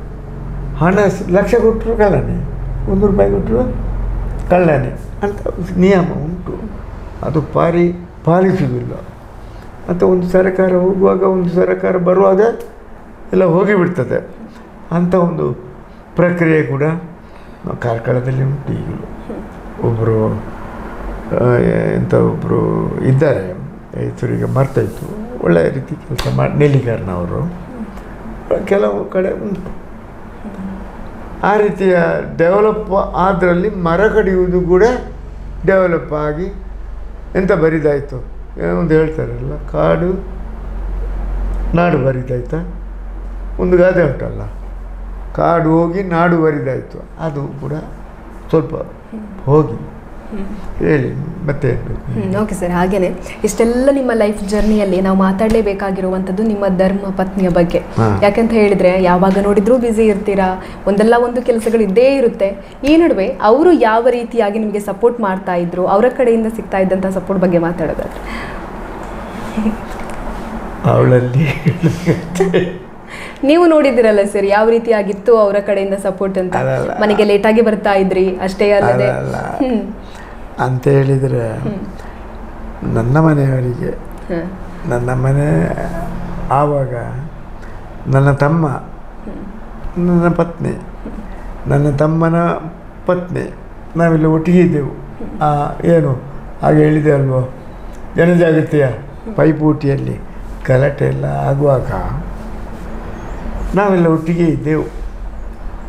ಎಲ್ಲರೂ ಸಹಕಾರ ಕೊಟ್ಟಿದ್ದಾರೆ, ಎಲ್ಲರೂ ಸಹಕಾರ ಕೊಟ್ಟಿದ್ದೇವೆ ಹೊರತು ನನ್ನನ್ನು ಕಾಯಬೇಕಲ್ಲ. ಯಾವಾಗ ಹಗಲಲ್ಲ, ರಾತ್ರಿ ಬರ್ತದೆ, ಎಷ್ಟೊತ್ತಿಗೆ ಕಾರು ಬರ್ತದೆ ಅಂತ. ಮತ್ತು ಧೈರ್ಯ ಇತ್ತು ಅವರಿಗೆ. ನನ್ನನ್ನು ಇಲ್ಲಿಯವರೆಗೆ ಬೈಕಿನಲ್ಲಿ ಎಲ್ಲ ಬಿಡ್ತಿದ್ದರು ಯೋಜನೆ ಅವರೆಲ್ಲ. ನಾನು ಗಾಡಿಯಲ್ಲಿ ಬರುವಾಗ ನನ್ನ ಹಿಂದೆ ಬರುವಂಥ ಜನರು ಇದ್ದರು. ಮತ್ತು ಆದ್ದರಿಂದ ನನ್ನ ಹೆಂಡತಿ ಮಕ್ಕಳಿಗೆ ನೆಮ್ಮದಿ ಅದೇ, ಜೀವ ಹೋಗ್ಲಿಕ್ಕಿಲ್ಲ ಅಂತ ಅಷ್ಟೇ. ಹಾಗೆ ಮತ್ತು ಬೇಗ ಬಂದರು. ನೀವೇನು ಹೇಳಿದ್ರಿ, ಎಷ್ಟೊತ್ತಿಗೆ ಬರ್ತಾರೆ, ಎಷ್ಟೊತ್ತಿಗೆ? ಇವತ್ತೇನು ಬೇಗ ಬಂದರೆ ಅಂತ ಬೇಗ ಬಂದರೆ ಏನು ಬೇಗ ಬಂದ್ರಿ ಅಂತ ಹೇಳಿ ಕೆಲಸ ಏನು ಮಾಡಲಿಲ್ಲ ಅಂತ ಹಾಗೆ ಜೋಕಿಗೆ ಹೇಳಿದೆ. ಆದ್ದರಿಂದ ಒಳ್ಳೆ ಸಹಕಾರವನ್ನೆಲ್ಲ ನನ್ನ ಮನೆಯವರು, ನನ್ನ ಆಸುಪಾಸಿನವರು, ನನ್ನ ಕೆಲಸದವರು ಕೂಡ ನಾನು ಬರುವವರೆಗೆ ನನ್ನ ಮನೆಯಲ್ಲಿ ಕಾಯ್ತಾ ಇದ್ದರು. ನನಗೆ ಒಂದು ಆವಾಗಿನ ಒಳ್ಳೆಯ ನೆಮ್ಮದಿ. Okay sir. ಹಾಗೆಯೇ ನಿಮ್ಮ ಮಕ್ಕಳ ಬಗ್ಗೆ ಮಾತಾಡೋದಾದರೆ, ಮಕ್ಕಳು ಏನು ಮಾಡ್ಕೊಂಡಿದ್ದಾರೆ, ಅವರ ಕಡೆಯಿಂದ ನಿಮಗೆ ಯಾವ ರೀತಿಯಾಗಿ ಸಪೋರ್ಟಿವ್ ಆಗಿರ್ತಾ ಇದ್ರು ಅವರು ಅಂತ? ನನ್ನ ಮಗ ದೊಡ್ಡವ ಅವನೇ, ಸಂತೋಷ್ ಕುಮಾರ್ ಅಂತ. ಅವ ಸುಂಕದಗಟ್ಟೆ ಶಾಲೆಯಲ್ಲಿ ಡಿಗ್ರಿ ಆಯಿತು, ಹೈಸ್ಕೂಲ್ನಲ್ಲಿ ಕಾಲೇಜಿನಲ್ಲಿ ಡಿಗ್ರಿ ಮಾಡಿದ. ಡಿಗ್ರಿ ಮಾಡಿ ಅವನಿಗೆ ಯಾವ ಉದ್ದೇಶ ಇತ್ತೋ ಯಾವ ಉದ್ದೇಶ ಇಲ್ವೋ ಅದು ಕೇಳಲಿಲ್ಲ. ನೀನು ಲಾ ಮಾಡು ಅಂತ ಹೇಳಿದೆ. ಅವ ಲಾಗೆ ಶುರು ಮಾಡಿದ. HM ಲಾ ಕಾಲೇಜಿಗೆ ಹೋದ. ಅಲ್ಲಿ ಸಹ ನನ್ನ ಬುದ್ಧಿ ಬಂತು ಅವನಿಗೆ. ಸಂಘಟನೆಗೆ ಶುರು ಮಾಡಿದ. ಯೂನಿಯನ್ ಪ್ರೆಸಿಡೆಂಟ್ ಆದ ಲಾ ಕಾಲೇಜಿನಲ್ಲಿ. ಆಲ್ ಕಾಲೇಜ್ ಯೂನಿಯನ್ನ ಪ್ರೆಸಿಡೆಂಟ್ ಆದ, ತಿರುಗಿದ. ಆ ನಂತರ ನೋಡಿ ಸಾರ್ವಜನಿಕ ಸೇವೆ ಆಗಿ JC ಅಧ್ಯಕ್ಷನಾಗಿದ್ದ. ಲಯನ್ ಆದ. ಈಗ ಲಯನ್ ಈ ಬಿಡ್ತೇನೆ, ಲಯನ್ ಸಂತೋಷ್ ಕುಮಾರ್ ಇಲ್ಲಿ ಉಂಟಲ್ಲ. ಹಾಗೆ ಆತ ಅಂತೂ ಧಾರ್ಮಿಕ ಚಿಂತನೆ ಎಲ್ಲಿ ದುಡಿತಾ ಇದ್ದಾನೆ. ಕೃಷಿ ಮಾಡ್ತಾನೆ. ಕೃಷಿ ಈಗ ಬೆಳಿಗ್ಗೆ ಹೋಗುವಾಗ ಕೆಲಸದವರನ್ನೊಮ್ಮೆ ನೋಡ್ತಾನೆ ಅಂತ ಹೇಳಿದರೆ ನಾನು ಹೋಗೋದಿಲ್ಲಲ್ಲ, ಕೆಲಸದಲ್ಲಿ ಹೋಗೋದಿಲ್ಲ. ಅವನ ಅಮ್ಮನೂ ಹೋಗೋದಿಲ್ಲ ಅಂತ ಅವಳಿಗೂ ಸ್ವಲ್ಪ ಡಿಸ್ಕಿನ ಪ್ರಾಬ್ಲಮ್ ಉಂಟು. ಸೊಸೆ ಸ್ವಲ್ಪ ಹೋಗ್ತಾಳೆ, ಅವಳಿಗೂ ಮನೆಯಲ್ಲಿ ಕೆಲಸ ಎಲ್ಲ ಇರ್ತದೆ. ಹಾಗೆ ಅಲ್ಲಿ ನಮ್ಮ ನಾರಾಯಣಗುರು ಸಂಘದಲ್ಲಿ ಯೂತ್ ಬಿಲ್ಲವ ಸಂಘ ಅಂತ ಅದು ಕೂಡ ಉಂಟು. ಅದರಲ್ಲಿ ಅಧ್ಯಕ್ಷನ ಆದ. ಇದೆಲ್ಲ ಕಾಲೇಜ್ ಲೆವೆಲ್ ಮುಗ್ದ ನಂತರ ಇವತ್ತು ಈಗ ಎಂಥದ್ದು ಇಲ್ಲಿ ಸುಬ್ರಹ್ಮಣ್ಯಕ್ಕೆ ನಾವರ ದೇವಸ್ಥಾನದ ಬ್ರಹ್ಮಕಲಸದ ಒಂದು ಇದು ಮಾಡಿ ಅಲ್ಲಿ ಪ್ರಧಾನ ಕಾರ್ಯದರ್ಶಿ ಆಗಿದ್ದಾನೆ. ಸುಬ್ರಹ್ಮಣ್ಯ, ಸೌತಾಡ್ಕ ಅಲ್ಲಿ ಹೋಗಿದ್ದಾನೆ. ಅದು ತಿರುಗ್ತಾ ಇದ್ದಾನೆ. ದೇವರ ಹೃದಯದಿಂದ ನೋಡಿ, ನನ್ನ ತಂದೆ ತಾಯಿಯವರ ಆಶೀರ್ವಾದದಿಂದ ಅವರು ಕೂಡ ಗ್ರಾಮದ ಇಲ್ಲಿಯ ಗುರುಕಾರ ಆಗಿದ್ದು ಅದೇ ನನಗೂ ಬಂತೆ, ನನ್ನ ಮಗನಿಗೂ ಅದೇ ಬಂತು. ಹಾಗೆ ಸರ್ಕಾರಿ ಉದ್ಯೋಗದಲ್ಲಿಲ್ಲ. ಆ ನಂತರ ಎರಡನೇ ಮಗಳು, ಅವಳದು ಡಿಗ್ರಿ ಕಂಪ್ಲೀಟ್ ಆಗಲಿಲ್ಲ. PUC ಆದ ನಂತರ ಅವಳಿಗೆ ಇದು ಆಯಿತು, ಮದುವೆಯ ಮಾತುಕತೆ ಆಯಿತು. ಯೋಗೀಶ್ ಕುಮಾರ್ ಅಂತ ಕಟ್ತಿಲ್ಲ, ಈಗ ಮಣಂತಿಯರ್ನಲ್ಲಿದ್ದಾರೆ. ಅವನ ಧರ್ಮಪತ್ನಿಯಾಗಿ ಎಲ್ಲ ಸಾಧಾರಣ ಮನೆಯದ್ದೆಲ್ಲ ಅವರ ಕೃಷಿದ್ದೆಲ್ಲ ಅವಳೇ ನೋಡ್ತಾಳೆ. ಹೊರಗಿಂದ ಹೊರಗೆ ಅವನಿಗೂ ಬೇರೆ ಬೇರೆ. ಅವಳಿಗೆ ಒಬ್ಬ ಮಗ ಇಂಜಿನಿಯರ್ ಆಗಿದ್ದಾನೆ, ಒಬ್ಬಳು ಮಗಳು ಆಸ್ಟ್ರೇಲಿಯಾದಲ್ಲಿ ಸ್ಟಡಿ ಮಾಡ್ತಾ ಇದ್ದಾಳೆ. ಹಾಗೆ ಅಲ್ಲಿ ಇದ್ದಾರೆ. ನನ್ನ ಮಗ ಈಗ XL ಕಾಲೇಜಿಗೆ ಸೆಕೆಂಡ್ PU ಫೈನಲ್ ಇಯರ್ನಲ್ಲಿ, ಇವತ್ತು ಲಾಸ್ಟ್ ಎಕ್ಸಾಮು, ಅಲ್ಲಿ ಓದ್ತಾ ಇದ್ದಾನೆ. ಸಣ್ಣ ಮಗಳು ಸಿಂಚನ ಲೈಟ್ಸ್ ಅಂತ ಮಂಗಳೂರಿನಲ್ಲಿ, ಅವ ರತ್ನಾಕರ್ ಅಂತ. ಅವಳ ಮಗಳು ಡಾಕ್ಟ್ರು, ಇದು ಎಂತ ನಮ್ಮ ನ್ಯಾಚುರೋಪತಿ ವೈದ್ಯೆ ಕಲ್ತಲು. ಈಗ ಮನೆಯಲ್ಲಿ ಇದರಲ್ಲಿ ಕೊಡ್ತಾಳೆ, ಕಂಪ್ಯೂಟರ್ನಲ್ಲಿ ಕ್ಲಾಸ್ ಕೊಡ್ತಾಳೆ, ಕೆಲಸ ಹುಡುಕ್ತಾ ಇದ್ದಾಳೆ. ಒಬ್ಬ ಮಗ ಇದ್ದಾನೆ, ಅವನಿಗೆ ಹುಟ್ಟು ಇದು ಎಂತ ಯಾವ ಚಟುವಟಿಕೆ ಇಲ್ಲ. ವರ್ಷ 17 ಆಯಿತು, ಏನು ಪ್ರಯೋಜನ. ಚಂದ ಇದ್ದಾನೆ, ಒಳ್ಳೆಯ ಯುವಕ, ಹಾಗೆ ಇದ್ದಾನೆ. ಅದು ಸ್ವಲ್ಪ ಟ್ರೆಜಡಿಯ, ಬೇಸರದ ಅಂತೇಳಿ ನನ್ನ ಜೀವನದಲ್ಲಿ ಅದೇ. ನನ್ನ ಪಪ್ಪ ನೇರ ನುಡಿಯುವ ಮನುಷ್ಯ. ಇಲ್ಲಿ ಏನುಂಟು ಅದನ್ನೇ ಅವರು ಮಾತಿನಲ್ಲೂ ಇದು ಮಾಡ್ತಾರೆ. ಚಿಕ್ಕ ವಯಸ್ಸಿನಿಂದಲೂ ತುಂಬ ಕಷ್ಟಪಟ್ಟು ಕುಟುಂಬದ ಜವಾಬ್ದಾರಿಯನ್ನು ಅವರು ತಗೊಂಡುಕೊಂಡು ಮತ್ತು ಅದರ ಜೊತೆಗೆ ಸಮಾಜ ಸೇವೆಯನ್ನು ಅಚ್ಚುಕಟ್ಟಾಗಿ ನಿಭಾಯಿಸಿಕೊಂಡು ಬಂದಿದ್ದಾರೆ. ನಮಗೆ ಶಿಸ್ತಿನ ಜೀವನ, ಒಳ್ಳೆಯ ಶಿಕ್ಷಣ, ಸರಳತೆ ಎಲ್ಲ ಕೊಟ್ಟಿದ್ದಾರೆ. ಅವರಿಂದಾಗಿ ನಾವು ಸಮಾಜದಲ್ಲಿ ಒಂದು ಗುರುತಿಸಿಕೊಳ್ಳುವಂತಾಗಿದೆ ಒಳ್ಳೆ ರೀತಿಯಲ್ಲಿ. ನಮ್ಮ ಆಸೆಗಳನ್ನೆಲ್ಲ ಈಡೇರಿಸ್ತಿದ್ರು. ನಾವು ಏನು ಕೇಳಿದ್ರು ಆಗುದಿಲ್ಲ, ಬೇಡ, ಅದೆಲ್ಲ ಏನಿರಲಿಲ್ಲ. ಶಿಸ್ತಲ್ಲಿ ನಮ್ಮನ್ನು ಬೆಳೆಸಿದ್ದಾರೆ. ಹಾಗೆ ತಂದೆ ತಾಯಿ ಪಡೀಲಿಕ್ಕೆ ನಾವು ತುಂಬಾ ಪುಣ್ಯನು ಪಡೆದಿದ್ದೇವೆ. ಬಾಲ್ಯ ನಮ್ದು ತುಂಬಾ ಚೆನ್ನಾಗಿ ಕಳೆದಿದೆ. ಅದ್ ಮೊದ್ಲಿನ ಸಮಯದ ಬಾಲ್ಯ ಅಂದ್ರೆ ಅಣ್ಣನವ್ರ ಜೊತೆ, ನನ್ನ ಅಕ್ಕನ ಜೊತೆ, ಮತ್ತೆ ನಮ್ಮ ಕಸಿನ್ಸ್ ಎಲ್ಲ ನಾವು ಒಟ್ಟಾಗಿ ಸೇರ್ಕೊಂಡು ತುಂಬಾ ಚೆನ್ನಾಗಿ ನಾವು ಅದು ಈಗ್ಲೂ ನಮ್ಗೆ ತುಂಬಾ ನೆನಪಿದೆ. ಆ ಬಾಲ್ಯಗಳು ಅಷ್ಟು ಒಳ್ಳೆ ರೀತಿಯಲ್ಲಿ ನಾವು ಕಳೆದಿದ್ದೀವಿ ಆ ಬಾಲ್ಯಗಳನ್ನು. ಖಂಡಿತವಾಗಿ ನನ್ನ ತಂದೆ ತುಂಬಾ ಸಪೋರ್ಟಿವ್ ಆಗಿದ್ದಾರೆ. ನಾವು ಏನೇ ಇದ್ರು ನಾನು ಹೇಳಿದೆಲ್ಲ, ನನ್ನ ತಂದೆ ತಾಯಿಯನ್ನು ಪಡಿಲಿಕ್ಕೆ ನಾನು ಖಂಡಿತವಾಗಿ ಪುಣ್ಯ ಪಡೆದಿದ್ದೇನೆ. ಪ್ರತಿಯಾಗಿ ನನ್ನ ಅಣ್ಣ ಆಗ್ಲಿ, ನನ್ನ ಅಕ್ಕ ಆಗ್ಲಿ, ನಮ್ದೊಂದು ಅದೊಂದು ವಾತ್ಸಲ್ಯ ನಮ್ದು ತುಂಬಾ ಚೆನ್ನಾಗಿದೆ. ನಮ್ದು ಕೊನೆ ತನಕ ಹಾಗೆ ಇರ್ಬೇಕು ಅಂತ ನಾನು ಅದನ್ನು ನಿರೀಕ್ಷಿಸ್ತೇನೆ. ನಾನು ಹಾಗೆ ಟೋಟಲ್ ಆಗಿ ನಾನು ತುಂಬಾ ಅದೃಷ್ಟ ಅಂತ ಹೇಳ್ತೇನೆ. ತುಂಬಾ ಸಪೋರ್ಟಿವ್ ಆಗಿ ನನ್ನ ಗಂಡನಿಗಾಗ್ಲಿ, ಈಗ ನನ್ನ ಮಗಳು ಎಜುಕೇಶನ್ ಇಲ್ಲೇ STM ಅಲ್ಲಿ ಎಲ್ಲ ಅಷ್ಟು ಕೇರ್ ತಗೊಳ್ತಾರೆ. ನಮ್ಮ ನೇರ ನಡೆನುಡಿಯ ವ್ಯಕ್ತಿತ್ವ ಮತ್ತೆ ನಿಷ್ಠುರವಾದಿ. ಅವ್ರಿಗೆ ಏನು ಅನಿಸ್ಬೇಕು ಅದನ್ನು ಮಾಡಲೇಬೇಕು, ಅದರಲ್ಲಿ ಕಾಂಪ್ರಮೈಸ್ ಇಲ್ಲ. ಅದು ಸರಿಯ ತಪ್ಪ ಆಮೇಲೆ ಅವ್ರಿಗೆ ಅನಿಸಿದ್ದನ್ನು ಅವ್ರಿಗೆ ಮಾಡಲೇಬೇಕು. ಅದರಲ್ಲಿ ಮತ್ತೊಬ್ಬರಿಗೆ ಬೇಸರ ಆಗ್ತದ, ಖುಷಿ ಆಗ್ತದ, ಅದೆಲ್ಲ ಇಲ್ಲ. ಒಟ್ಟು ಅವ್ರಿಗೆ ಅನಿಸಿದ್ದನ್ನು ಅವ್ರಿಗೆ ಮಾಡಲೇಬೇಕು. ಒಂದು ರೀತಿಯಲ್ಲಿ ಹಠವಾದಿ ಅಂತ ಹೇಳಿದ್ರು ತಪ್ಪಾಗಲಿಕ್ಕಿಲ್ಲ. ಈ ರೀತಿಯ ವ್ಯಕ್ತಿತ್ವ. ಹೊರಗಡೆ ಎಷ್ಟು ಕೋಪಿಷ್ಟವ, ಒಳಗಡೆ ಅಷ್ಟೇ ಒಂದೇ ಮೃದು ಸ್ವಭಾವಿ, ಅಷ್ಟೇ ಅನುಕಂಪ, ಕರುಣೆ ಅದೆಲ್ಲ ಇದೆ. ಅದನ್ನು ಅವರು ವ್ಯಕ್ತಪಡಿಸುವುದು ತುಂಬ ಕಡಿಮೆ. ಈ ಕರುಣೆ ಮತ್ತೆ ಅನುಕಂಪ ಇದೆಲ್ಲ ಏನಿದೆ ಅದನ್ನೆಲ್ಲ ವ್ಯಕ್ತಪಡಿಸುವುದು ತುಂಬ ಕಡಿಮೆ. ಆದರೆ ಅದು ಅವರಲ್ಲಿದೆ. ಆದರೆ ಗರ್ವ, ಕೋಪ ಅದನ್ನೆಲ್ಲ ಅವರು ವ್ಯಕ್ತಪಡಿಸ್ತಾ ಇರ್ತಾರೆ. ಈ ರೀತಿಯ ಸ್ವಭಾವ ಅವರು. ಕೆಲವು ಸಲ ಅವರ ಹಠದಿಂದಾಗಿ ನಿಮಗೆ ಹಿಂಸಾದಂತ ಪ್ರಸಂಗ ತುಂಬಾ ಇದೆ. ಅದು ತುಂಬಾ ಇದೆ. ನಮಗೂ ಕೂಡ ಕೋಪ ಬರ್ತದೆ. ಆವಾಗ ತುಂಬಾ ಕೋಪ ಬರ್ತದೆ. ವಾಪಸ್ ಮಾತಾಡುವಂತ ಕೂಡ ಆಗ್ತದೆ.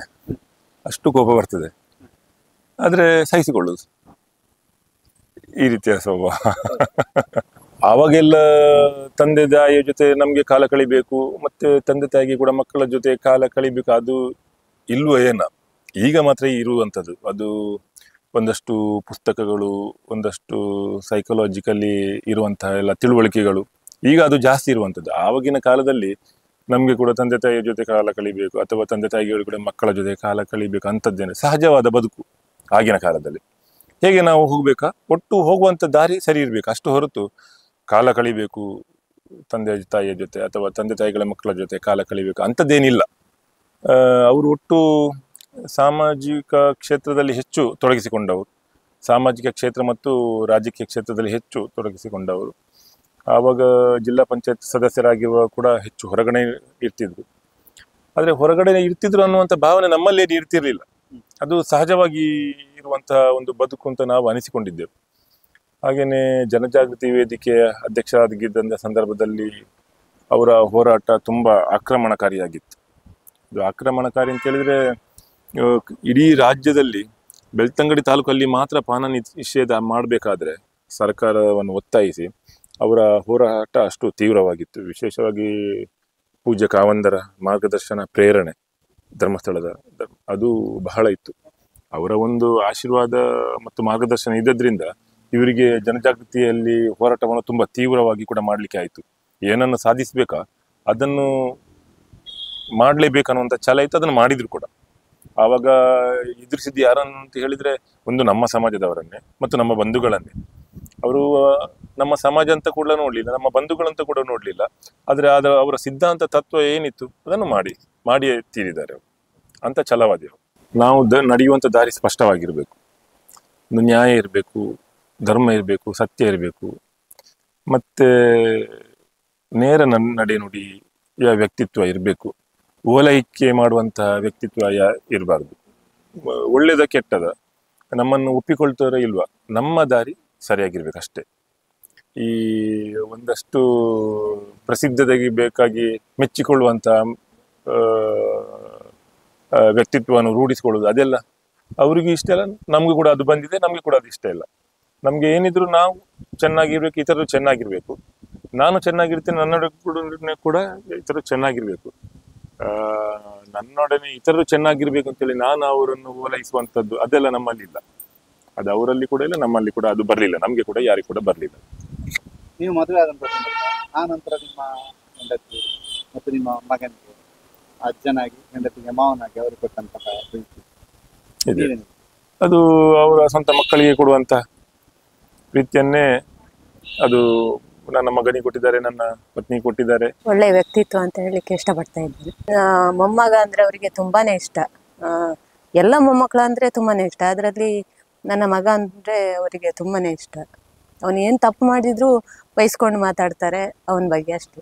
ಅವರು ಮಾತಿನಲ್ಲಿ ಸ್ವಲ್ಪ ಬಾಯಿ ಮಾತು ಜೋರಾದ್ರು ಮನಸ್ಸು ತುಂಬಾ ಒಳ್ಳೇದು, ಎಲ್ಲರನ್ನು ಪ್ರೀತಿಸ್ತಾರೆ. 1978ರಲ್ಲಿ ಮದುವೆಯಾಗಿ ಬಂದದ್ದು. ಅವರ ತಮ್ಮನಿಗೆ ಹೆಂಡತಿಯಾಗಿ ಬಂದಿದ್ದೇನೆ. ಏಪ್ರಿಲ್ 23ರಂದು ಮದುವೆ ಆದ್ದು, ಮನೆಯಲ್ಲೇ ಮದುವೆ ಆಯಿತು. ನಮ್ಮ ಮದುವೆಯನ್ನು ತುಂಬ ಒಳ್ಳೆ ರೀತಿಯಲ್ಲಿ ಮಾಡಿದ್ದಾರೆ. ಮನೆಯಲ್ಲಿ ಹಳೆ ಮನೆ ಇತ್ತು, ಅದರಲ್ಲಿ ಒಳ್ಳೆ ರೀತಿಯಲ್ಲಿ ಮಾಡಿದ್ದಾರೆ. ನಮ್ಮ ತಂದೆ ತಾಯಿಯನ್ನು ಬಿಟ್ಟು ಬಂದರು, ನಮಗೆ ಎರಡನೇ ತಂದೆ ತಾಯಿ ಆಗಿ ನಮ್ಮನ್ನು ನೋಡಿಕೊಂಡಿದ್ದಾರೆ. ನಮಗೆ ತಂದೆ ಮನೆಯಲ್ಲಿ ಯಾವುದೇ ಥರದ ಗದ್ದೆ ತೋಟ ಏನೂ ಇರಲಿಲ್ಲ. ಇಲ್ಲಿ ತುಂಬ ಒಳ್ಳೆ ರೀತಿಯಲ್ಲಿ ನೋಡಿಕೊಂಡು ನಮಗೆ ತೋಟದ ಬಗ್ಗೆ, ಗದ್ದೆ ಬಗ್ಗೆ ಎಲ್ಲ ಮಾಹಿತಿಯನ್ನು ಕೊಟ್ಟಿದ್ದಾರೆ. ಹಾಗಾಗಿ ನಮಗೆ ಒಂದು ತಂದೆ ತಾಯಿಯ ರೂಪವನ್ನೇ ಕೊಟ್ಟಿದ್ದಾರೆ ಅವರು. ಬಹಳಷ್ಟು ಹೆಮ್ಮೆ ಆಗ್ತಾ ಉಂಟು. ಬಹುಶಃ ನಾನು ಮದುವೆ ಆದ ನಂತರ ಹತ್ತಿರದಿಂದ ಅವರನ್ನು ತಿಳ್ಕೊಂಡಿದ್ದೇನೆ. ಅವರ ಆಚಾರ ವಿಚಾರ, ನಡೆನುಡಿ, ಎಲ್ಲ ಜೀವನ ಶೈಲಿಯನ್ನು. ಬಹುಶಃ 30 ವರ್ಷದಿಂದ ನಮಗೆ ಮದುವೆ ಆಗಿ 30 ವರ್ಷ. ಮದುವೆ ಆಗುವ ಮೊದಲು ಸಹ ನಾನು ಕಾಲೇಜ್ ಜೀವನದಲ್ಲಿ ನಾನು ಬೆಳ್ತಂಗಡಿ ಯೂನಿಯನ್ ಪ್ರೆಸಿಡೆಂಟ್ ಎಲ್ಲ ಆಗಿದೆ. ಆಗ ಕಾಲೇಜಿಗೆ ಪೂರಕವಾಗಿ ಕೆಲವು ಅನುದಾನ ಕೊರತೆ ಇರುವ ಸಂದರ್ಭದಲ್ಲಿ ತಾಲೂಕಿನ ದಾನಿಗಳನ್ನೆಲ್ಲ ಮಾನ್ಯ ಶಾಸಕರು ವಸಂತ ಮಂಗೇರ ಮಾರ್ಗದರ್ಶನ ಮೇರೆಗೆ ಗೌರವಾನ್ವಿತರು ಆರ್ಥಿಕ ಗೌರವಾನ್ವಿತರು ಮನೆಗೆ ಭೇಟಿ ಕೊಟ್ಟ ಸಂದರ್ಭದಲ್ಲಿ ಆ ಸಂದರ್ಭದಲ್ಲಿ ಇವರ ಮನೆಗೆ ಸಹ ಒಂದು ಸಲ ಭೇಟಿ ಕೊಟ್ಟಿದ್ದೆ. ಆಗ ತಾಲೂಕಿನ ಪ್ರತಿಷ್ಠಿತ ಮನೆಗಳಲ್ಲಿ ಈ ವಸಂತ ಸಾಲ್ಯನರು ನನ್ನ ಮಾವನ ಮನೆಯು ಒಂದು. ಬಹುಶಃ ಆ ಮದುವೆ ಆದ ನಂತರ ನಿರಂತರ ನಾನು ಅವರನ್ನು ಪಕ್ಕದಿಂದ ಗುರುತಿಸಿ ಅವರ ಆದರ್ಶ ತತ್ವ ನಡವಳಿಕೆಯನ್ನೆಲ್ಲ ಕಂಡವನು. ಬಹುಶಃ ನಾನು ಎಲ್ಲಿಂದ ಆರಂಭ ಮಾಡಬೇಕು, ಇಲ್ಲಿ ಯಾವುದನ್ನು ಹೇಳಬೇಕು ಎಂಬುದನ್ನು ನನಗೆ ಗಮನಿಸಲಿಕ್ಕೆ ಹೆಮ್ಮೆ ಅನಿಸ್ತಾ ಉಂಟು. ಬಹುಶಃ ಒಂದು ಗಾದೆ ಉಂಟು, ಆಡು ಮುಟ್ಟದ ಸೊಪ್ಪಿಲ್ಲ, ಹೊಸ ಸಾಲಿಯನ್ನು ಕೈ ಆಡಿಸದ ಕ್ಷೇತ್ರ ಇಲ್ಲ ಅಂತ ಹೇಳ್ಬೋದು. ಬಹುಶಃ ಅವರು ನನ್ನ ಮಟ್ಟಿಗೆ ತಿಳಿದ ಮಟ್ಟಿಗೆ ಆದರ್ಶವಂತ ತಂದೆ ತಾಯಿಗೆ ಮಗನಾಗಿ, ಬಹುಶಃ ನಂತರ ಮದುವೆ ಆದ ನಂತರ ಪತ್ನಿ ಹೀಗೆ ಸಹ ಆದರ್ಶವಾದ ಗಂಡ ಆಗಿ, ತದನಂತರ ಸಂಸಾರದ ವಿಚಾರವಾಗಿ ಬರುವ ಮಕ್ಕಳಿಗೆ ಸಹ ಹೆಮ್ಮೆಯ ತಂದೆಯಾಗಿ, ಬಹುಶಃ ಕುಟುಂಬದವರನ್ನು ವಿಮರ್ಶೆ ಮಾಡಿದರೆ ಬೇರೆಯವರಿಗೆ ಒಂದು ಮಾರ್ಗದರ್ಶನ ಮಾಡುವಂಥ ವಸಂತ ಸಾಲ ಇದ್ದರೆ, ಜೀವನ ಮಾಡಿದರೆ ಅವರ ರೀತಿಯಲ್ಲಿ ಕುಟುಂಬವನ್ನೆಲ್ಲ ಹೊಂದಾಣಿಕೆ ಮಾಡಿ ಅವರನ್ನು ಸಹ ಜೀವನದಲ್ಲಿ ಮುಖ್ಯವಾಹಿನಿಗೆ ಕರ್ಕೊಂಡು ಹೋಗುವಂಥ ದೊಡ್ಡ ಗುಣ ಅವರಲ್ಲಿ ಇದೆ ಅಂತ ಹೇಳಲಿಕ್ಕೆ ಹೆಮ್ಮೆ ಆಗ್ತದೆ. ಅದರ ಜೊತೆಯಲ್ಲಿ ಕೇವಲ ಸಂಸಾರದ ಒಂದು ಒಡನಾಟಕ್ಕೆ ಮಾತ್ರ ಅಲ್ಲ, ಸಮಾಜದ ತಳವರ್ಗದವರನ್ನು ಸಹ ಮುಖ್ಯವಾಹಿನಿಗೆ ಕರ್ಕೊಂಡು ಹೋಗುವಂಥ ಚಿಂತನೆ ಅವರಲ್ಲಿ ಬಹಳಷ್ಟು ವಿಶೇಷ ವೈಶಿಷ್ಟ್ಯಪೂರ್ಣವಾದಂಥ. ಬಹುಶಃ ಇಡೀ ತಾಲೂಕಿನಲ್ಲಿ ನಾವು ಗುರುತಿಸಿದರೆ ಗಮನಿಸಿದರೆ ಅಂಥ ವ್ಯಕ್ತಿತ್ವ ಬೆರಳೆಣಿಕೆಯದ್ದು. ಇವತ್ತು ರಾಜಕೀಯ ಇರ್ಬೋದು, ಸಾಮಾಜಿಕ ಇರ್ಬೋದು, ಅಥವಾ ಶೈಕ್ಷಣಿಕ ಇರಬೇಕು, ಅಥವಾ ಬೇರೆ ಬೇರೆ ವಿಭಾಗದಲ್ಲಿ. ಇವತ್ತು ರಾಜಕೀಯದಲ್ಲಿ ಸಹ ಅವರು ಜನತಾದಳ ಮಾನ್ಯ ಮಾಜಿ ಶಾಸಕರಾದಂಥ ವಸಂತ ಮಂಗೇರ ರಾಜಕೀಯ ಜೀವನಕ್ಕೆ ಒತ್ತು ಕೊಟ್ಟು ಅನೇಕ ಅವರಿಗೆ ಶಕ್ತಿ ತುಂಬಿದ್ರಲ್ಲಿ ಬಹುಶಃ ವಸಂತ ಸಾಲ್ಯನ್ ಅಂತ ಹೇಳಿದರೆ ಖಂಡಿತವಾಗಿ ತಪ್ಪಾಗಲಿಕ್ಕಿಲ್ಲ. ಯಾವುದೇ ಸಂದರ್ಭದಲ್ಲಿ ಸಹ ಒಂದು ಭಿನ್ನ ಮತ ಬಾರದ ಹಾಗೆ ಅವರಿಗೆ ಶಕ್ತಿ, ಆ ವಸಂತ ಮಂಗೇರಿಗೆ ಆ ರೀತಿಯ ಒಂದು ರಾಜಕೀಯ ಹಿಡಿತ ಸಿಗಬೇಕಾದ್ರೆ ಇಂಥ ಅನೇಕ ಬಹುಶಃ ಇವತ್ತು ಅವರ ಜೊತೆಯಲ್ಲಿ ಬೇರೆ ಬೇರೆ ರಾಜಕೀಯದ ಮುಖಂಡರು ಎಲ್ಲ ಇರ್ಬೋದು, ತಮಗೆಲ್ಲರಿಗೂ ಗೊತ್ತಿರ್ಬೋದು. ಬಹುಶಃ ಆ ನಿಟ್ಟಿನಲ್ಲಿ ಸಹ ಅವರ ಜಿಲ್ಲಾ ಪಂಚಾಯತ್ ಮೆಂಬರ್ ಆಗೋ ಮೊದಲು ತಳಮಟ್ಟದಿಂದ ಗ್ರಾಮ ಪಂಚಾಯತಿಯಿಂದ ಹಿಡಿದು ಮಂಡಲ ಪಂಚಾಯತಿ ಅಧ್ಯಕ್ಷರಾಗಿ ಅಲ್ಲಿಯ ಎಲ್ಲ ಇಡೀ ಊರಿನ ಎಲ್ಲ ವರ್ಗದವರ ಒಂದು ಆಶೋತ್ತರವನ್ನು ಈಡೇರಿಸುವಂಥ ಒಂದು ರಾಜಕೀಯ ವ್ಯಕ್ತಿಯಾಗಿ, ತದನಂತರ ಬಹುಶಃ ಒಂದು ಯಾವುದೇ ಕಪ್ಪು ಚುಕ್ಕೆ ಇಲ್ಲದಂಥ ರಾಜಕೀಯ ವ್ಯಕ್ತಿ ಅಂತ ಹೇಳಿದರೆ ಆಗಲಿಕ್ಕಿಲ್ಲ. ಬಹುಶಃ ಈಗೆಲ್ಲ ರಾಜಕೀಯ ಅಂತ ಹೇಳಿದರೆ ಹೆಚ್ಚಾಗಿ ಸ್ವಾರ್ಥ, ಬಹುಶಃ ನಮಗೆಷ್ಟು ಗಳಿಸ್ಬೋದು ಅಂತೇಳಿ ಬಹುಶಃ ನಿಸ್ವಾರ್ಥವಾಗಿ ಒಂದು ಮೈಗೂಡಿಸಿಕೊಂಡಿರುವಂಥ ವ್ಯಕ್ತಿಗಳು ವಿರಳ. ಹಾಗಾಗಿ ರಾಜಕೀಯದಲ್ಲಿ ಸಹ ಬಹಳ ಹೆಮ್ಮೆ ಆಗ್ತಾ ಉಂಟು. ಮತ್ತೆ ಪೂಜ್ಯ ವೀರೇಂದ್ರ ಹೆಗ್ಡೆ ಅವರ ಮಾರ್ಗದರ್ಶನದಲ್ಲಿ. ಅದರ ಜೊತೆಯಲ್ಲಿ ಈಗ ನಾವು ವಿಶೇಷವಾಗಿ ಅವರನ್ನು ಸಾಮಾಜಿಕವಾಗಿ ಗುರುತಿಸುವುದಾದರೆ, ಇವತ್ತು ಪೂಜ್ಯ ಕಾವಂದರ ಇವತ್ತು ಮಧ್ಯವರ್ಜನ ಶಿಬಿರ, ಇದು ಜನಜಾಗೃತಿ ವೇದಿಕೆ ಅಂತ ಆರಂಭದಲ್ಲಿ ಅವರು ಅಧ್ಯಕ್ಷರಾಗಿ, ಈ ತಾಲೂಕಿನಲ್ಲಿ ಅಧ್ಯಕ್ಷರಾಗಿ, ಜಿಲ್ಲಾ ಮಟ್ಟದಲ್ಲಿ ಅಧ್ಯಕ್ಷರಾಗಿ, ತದನಂತರ ಉಭಯ ಜಿಲ್ಲೆಯ ಅಧ್ಯಕ್ಷರಾಗಿ, ಬಹುಶಃ ಮಧ್ಯವರ್ಜನದ ಶಿಬಿರದ ಅಧ್ಯಕ್ಷರಂತ ಹೇಳಿದರೆ ಅದು ಬಹಳಷ್ಟು ಕಠಿಣ. ಅಂತ ಹೇಳಿದರೆ ಉಳ್ಳವರು ಒಂದು ಅವರ ವಿರುದ್ಧ ಹೋರಾಟ ಮಾಡಿ ಸಾಮಾಜಿಕ ನ್ಯಾಯ ಕೊಡುವಂಥ ಒಂದು ವ್ಯವಸ್ಥೆ, ಬಹುಶಃ ದುಡ್ಡಿನವರನ್ನು ಎದುರು ಹಾಕಿಕೊಂಡು ತಳಮಟ್ಟದ ಒಂದು ವ್ಯಕ್ತಿಗಳು ಅವರ ಗಳಿಸಿದಂಥ ಗಳಿಕೆ ಉಳಿಸಬೇಕು ಅಂತ ಹೇಳಿ ಮನೋಭಾವನೆ. ಉಳಿಸಬೇಕಾದ್ರೆ ಏನಾಗಬೇಕು, ಅವರಲ್ಲಿರೋ ದುಶ್ಚಟ ದೂರ ಆಗಬೇಕು. ದುಶ್ಚಟ ಮುಕ್ತ ಸಮಾಜ ನಿರ್ಮಾಣ ಆಗಬೇಕಾದ್ರೆ ಮಾರ್ಗದರ್ಶನ ಆಗಬೇಕು. ಪೂಜ್ಯ ಕಾವಂದರ ಒಂದು ಮುಖ್ಯ ಉದ್ದೇಶ, ಅವರ ಇಡೀ ಗ್ರಾಮೀಣಾಭಿವೃದ್ಧಿ ಯೋಜನೆಯ ಇದರಲ್ಲಿ ಅವರು ಅತ್ಯಂತ ಹೆಚ್ಚು ಒಂದು ಒತ್ತು ಕೊಟ್ಟು ಸಾಮಾನ್ಯ ವರ್ಗದವರಿಗೆ ಪ್ರೇರೇಪಣೆ ಕೊಡುವಂಥ ಒಂದು ಕಾರ್ಯಕ್ರಮ.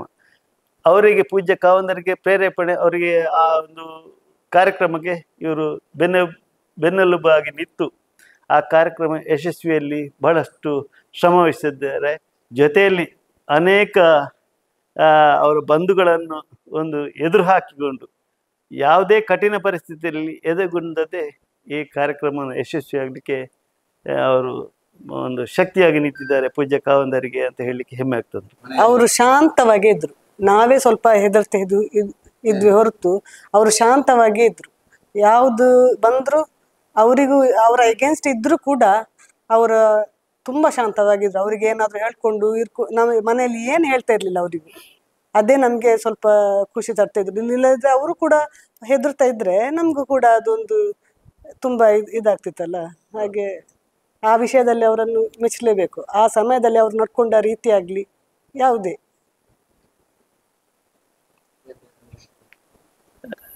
ಈಗ ನಿಮ್ಮ ಮಗ ನಿಮ್ಮ ಪುಳ್ಳಿ ತುಂಬಾ ಪುಳ್ಳಿಯರು ಮೊಮ್ಮಕ್ಕಳು ಯಾರೇ ಇರ್ಲಿ ತುಂಬಾ ಪ್ರೀತಿ ಮಾಡ್ತಾರೆ. ಅವರು ತುಂಬಾ ಪ್ರೀತಿ ಮಾಡ್ತಾರೆ, ತುಂಬಾ ಕಾಳಜಿ.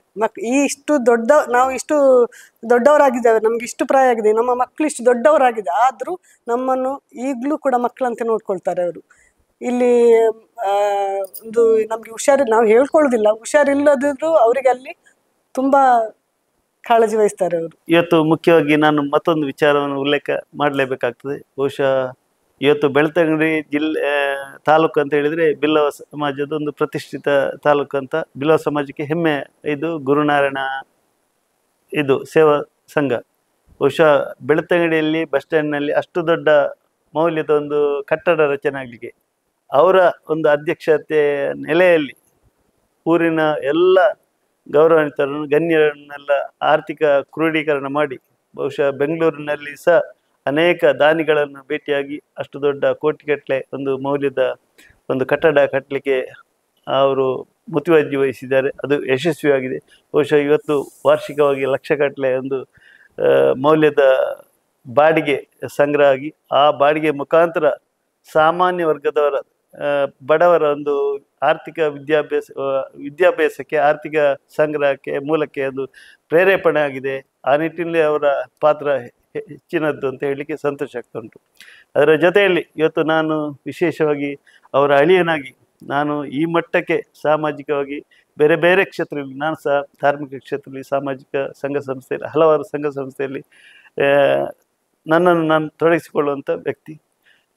ಈಗಾಗಲೇ ನಾನು ಕೊರಿಂಜ ದೇವಸ್ಥಾನದ ಆಡಳಿತ ಮುಖ್ಯಸ್ಥರನ್ನಾಗಿ ಅಲ್ಲಿ ಕಳೆದ 2007ನೇ ಇಸವಿಯಲ್ಲಿ ಜೀರ್ಣೋದ್ಧಾರ ಆಗಿ ಬ್ರಹ್ಮಕಲಶೋತ್ಸವದ ಸಂದರ್ಭದಲ್ಲಿ ಅವರ ಎಲ್ಲ ಒಡನಾಡಿಗಳನ್ನೆಲ್ಲ ಸೇರಿಸಿಕೊಂಡು ಪೂಜ್ಯ ಕಾವಂದರ ನನಗೆ ಸಹಕಾರ ಮಾರ್ಗದರ್ಶನಕ್ಕೆ ಅವರು ಹೆಚ್ಚಿನ ಒತ್ತು ಕೊಟ್ಟು ನನ್ನ ವೈಯಕ್ತಿಕ ಜೀವನದಲ್ಲಿ ಸಹ ಈ ಮಟ್ಟಕ್ಕೆ ಬೆಳೀಲಿಕ್ಕೆ ಅವರ ಮಾರ್ಗದರ್ಶನ, ಅನುಗ್ರಹ, ಆಶೀರ್ವಾದ ಇದ್ದೇ ಇರ್ತದೆ. ಮುಖ್ಯವಾಗಿ ನಾನು ವಿಶೇಷವಾಗಿ ಅವರ ವ್ಯಕ್ತಿತ್ವವನ್ನು ಮೆಚ್ಚುವುದಂತ ಹೇಳಿದರೆ ಇಳಿ ವಯಸ್ಸಿನಲ್ಲಿ ಬಹುಶಃ ಈಗಲೂ ಅವರ ಗೌರವಕ್ಕೆ ಘನತೆಗೆ ಚ್ಯುತಿಯಾಗದಂತೆ ಬಾಳಿ ಬದುಕಿ ಎಲ್ಲರಿಗೂ ಮಾರ್ಗದರ್ಶನ ಮಾಡುವಂಥ ಶ್ರೇಷ್ಠ ವ್ಯಕ್ತಿ ಅಂತ ಹೇಳಲಿಕ್ಕೆ ಹೆಮ್ಮೆ ಆಗ್ತಾ ಉಂಟು. ನನ್ನ ಅಜ್ಜ ವಸಂತ್ ಸಾಲಿಯನ್ ಅಂತ ಹೇಳಲಿಕ್ಕೆ ನನಗೆ ಹೆಮ್ಮೆ ಆಗುತ್ತದೆ. ನಾನು ಮುಗ್ರೋಡಿ ಕನ್ಸ್ಟ್ರಕ್ಷನಲ್ಲಿ ಕೆಲಸ ಮಾಡುತ್ತಿರುವಾಗ ಪ್ರತಿ ಗ್ರಾಮದಲ್ಲಿಯೂ ಹೇಳುವಾಗ ಊರಿನವರು ವಸಂತ್ ಸಾಲಿಯನ್ರ ಪುಲ್ಯ ಅಂತ ಹೇಳಿ ಖುಷಿ ಪಡ್ತಾರೆ. ಅದು ನನಗೆ ಹೆಮ್ಮೆ ತರುತ್ತದೆ. ಮತ್ತೆ ಊರಿನವರ ಬಾಯಿಯಲ್ಲಿ ಒಳ್ಳೆ ಮಾತನ್ನು ಅವರ ಬಗ್ಗೆ ಹೇಳುವಾಗ ನಮಗೂ ಕೂಡ ಆ ರೀತಿಯಲ್ಲಿ ಅವರ ಪಾತಲ್ಲಿ ಹೋಗ್ಬೇಕಂತ ನಮಗೂ ಕೂಡ ಹೆಮ್ಮೆ ಆಗುತ್ತದೆ. ಅವರ ಮಾರ್ಗದರ್ಶನ ನಮಗೆ ಯಾವತ್ತೂ ನನ್ನ ತಲೆಯಲ್ಲಿ ಇರುತ್ತದೆ. ಅವರು ತುಂಬಾ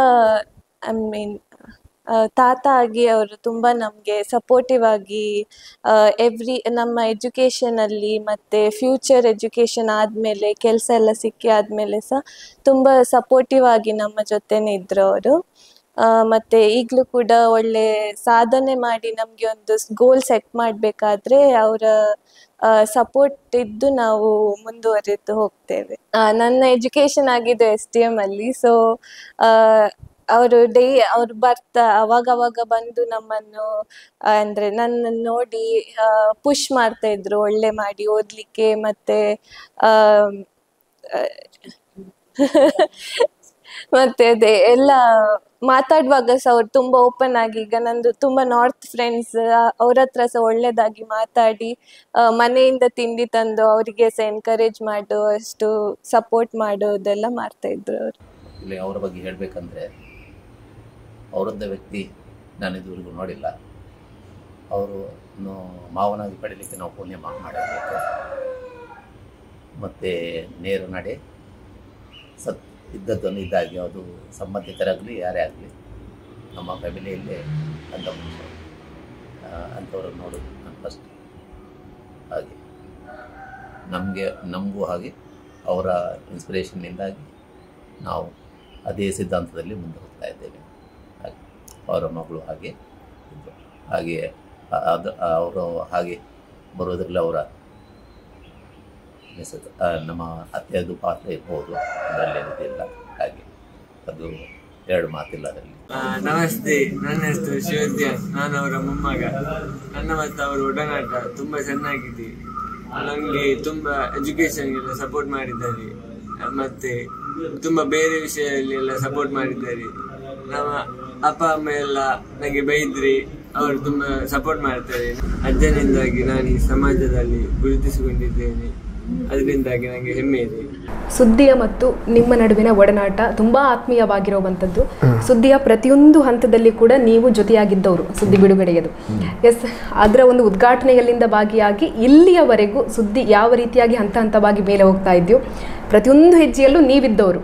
ನಮ್ಮ ಸುದ್ದಿ ಬಿಡುಗಡೆಯ ಬಗ್ಗೆ ಹೇಳೋದಾದ್ರೆ, ಸುದ್ದಿ ಬಿಡುಗಡೆದ್ದು ಫಸ್ಟಿಗೆ ಉದ್ಘಾಟನೆಯದ್ದು ನಾನು ಹೇಳಿದ್ದು, ನೀವೇನು ಹೇಳಲಿಲ್ಲ. ಶುರುಗೆ ಹೇಳುವಾಗಲೇ ನಾನು ಹೇಳಿದೆ ಅಲ್ಲ.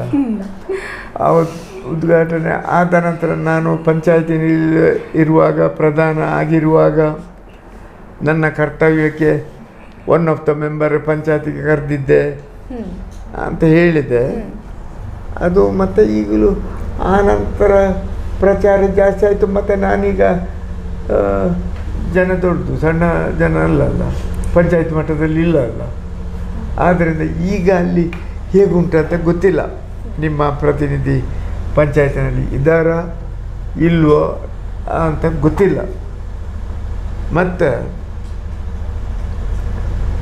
ಸುದ್ದಿ ಪೇಪರ್ ಅಂತ ಹೇಳಿದರೆ, ನಮಗೆ ಇತರ ಪೇಪರುಗಳಿಗಿಂತ ನಾನು ಮೆಚ್ಚಿದಂಥ ಪೇಪರು ಈ ದಿನದವರೆಗೂ ಅಂದರೆ ಉದಯವಾಣಿ. ನೋಡಿ, ಇಲ್ಲಿ ಸಾಕಷ್ಟು ಪೇಪರೆಲ್ಲ ಬರ್ತಾ ಉಂಟು, ಸಾಕಷ್ಟು ಪೇಪರು. ಆದರೆ ನಾನು ಮೆಚ್ಚಿದಂಥ ಸುದ್ದಿ ಬಿಡುಗಡೆ ಪೇಪರು.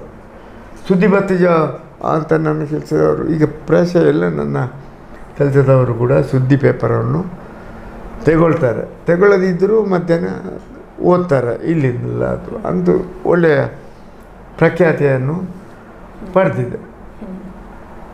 ಅದರ ಬಗ್ಗೆ ಎರಡು ಮಾತಿಲ್ಲ. ಪ್ರಾಯಶಃ ಈಗ ನಮ್ಮ ಪಂಚಾಯತಿಗೆ ಅಂತ ಸಪರೇಟು ಅಥವಾ ಈ ಏರಿಯಾ ಇಲ್ವೋ ಏನೋ ನಿಮ್ಮ, ಅದು ಗೊತ್ತಿಲ್ಲ ನನಗೆ ಪೋಸ್ಟ್ನಲ್ಲಿ ಬರ್ತದೆ. ಇಲ್ಲಿ ಅಂಗಡಿಯಲ್ಲೆಲ್ಲ ಕೆಲವು ಮಾರ್ತಾರೆ, ಅವರವರು ತಗೊಳ್ತಾರೆ. ಒಳ್ಳೆಯ ಪೇಪರ್, ಅದರ ಬಗ್ಗೆ ಎರಡು ಮಾತಿಲ್ಲ. ಮತ್ತು ಅಡ್ವರ್ಟೈಸ್ ಪ್ರಚಾರ ಕೂಡ ನಾನು ಕೊಟ್ಟು ಅಂತ ಕೊಡಲಿಲ್ಲ, ಇಷ್ಟು ಹಾಕಿದೆವು ಅಂತ ಹೇಳ್ತಾರೆ, ಅದನ್ನು ಕೊಡ್ತೇನೆ ಮತ್ತೆ ಅಷ್ಟೇ, ಆ ರೀತಿ.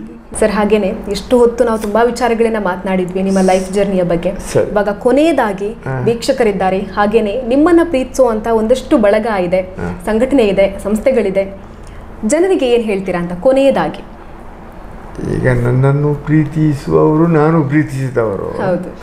ಈಗ ನಾವು ರಿಟೈರ್ಡ್ ಆಗಿದ್ದೇವೆ. ಆದರೆ ಅವರ ಮಕ್ಕಳು ಅಥವಾ ಆ ಸಂಘ ಸಂಸ್ಥೆಗಳ ಇದ್ದಂಥ ಸದಸ್ಯರು ನನ್ನನ್ನು ಗೌರವದಿಂದ ನೋಡ್ತಾರೆ.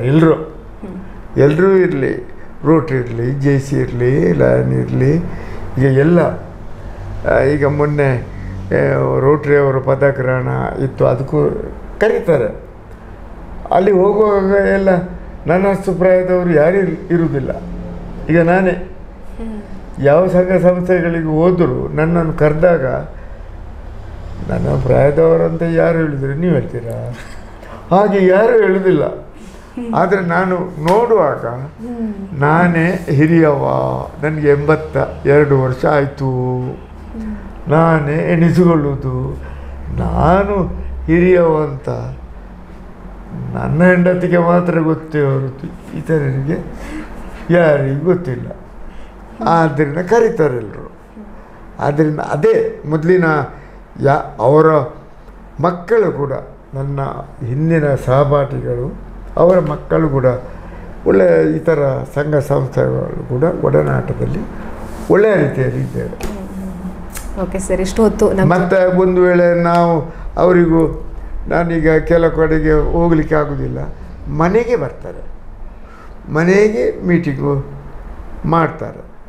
ನನ್ನ ಮನೆಯಲ್ಲಿ ಒಂದು ನಮ್ಮ ಫ್ಯಾಮಿಲಿ ಮೀಟಿಂಗ್ ಎಲ್ಲ ಇದ್ದರೆ ಇಲ್ಲಿಯೇ ಕೋರ್ ಕಮಿಟಿ ಆಗಿ ಅಂತೇಳಿ ನನಗೆ ಹೋಗ್ಲಿಕ್ಕೆ ಆಗೋದಿಲ್ಲ, ಇಲ್ಲಿಯೇ ಮಾಡ್ತಾರೆ. ನನಗಿಂತ ನನ್ನ ಮಗನ ಪ್ರಾಯದವರು ಹೆಚ್ಚಿನವರೇ ಇಲ್ಲಿಯೇ ಮಾಡ್ತಾರೆ. ಆದ್ದರಿಂದ ಬೇರೆ ಬೇರೆ ಅಂತ ಅಥವಾ ಕೆಟ್ಟವರು ಒಳ್ಳೆಯವರು ಅಂತ ಇಷ್ಟವರೆಗೆ ದೇವರದಿಂದ ಬರಲಿಲ್ಲ.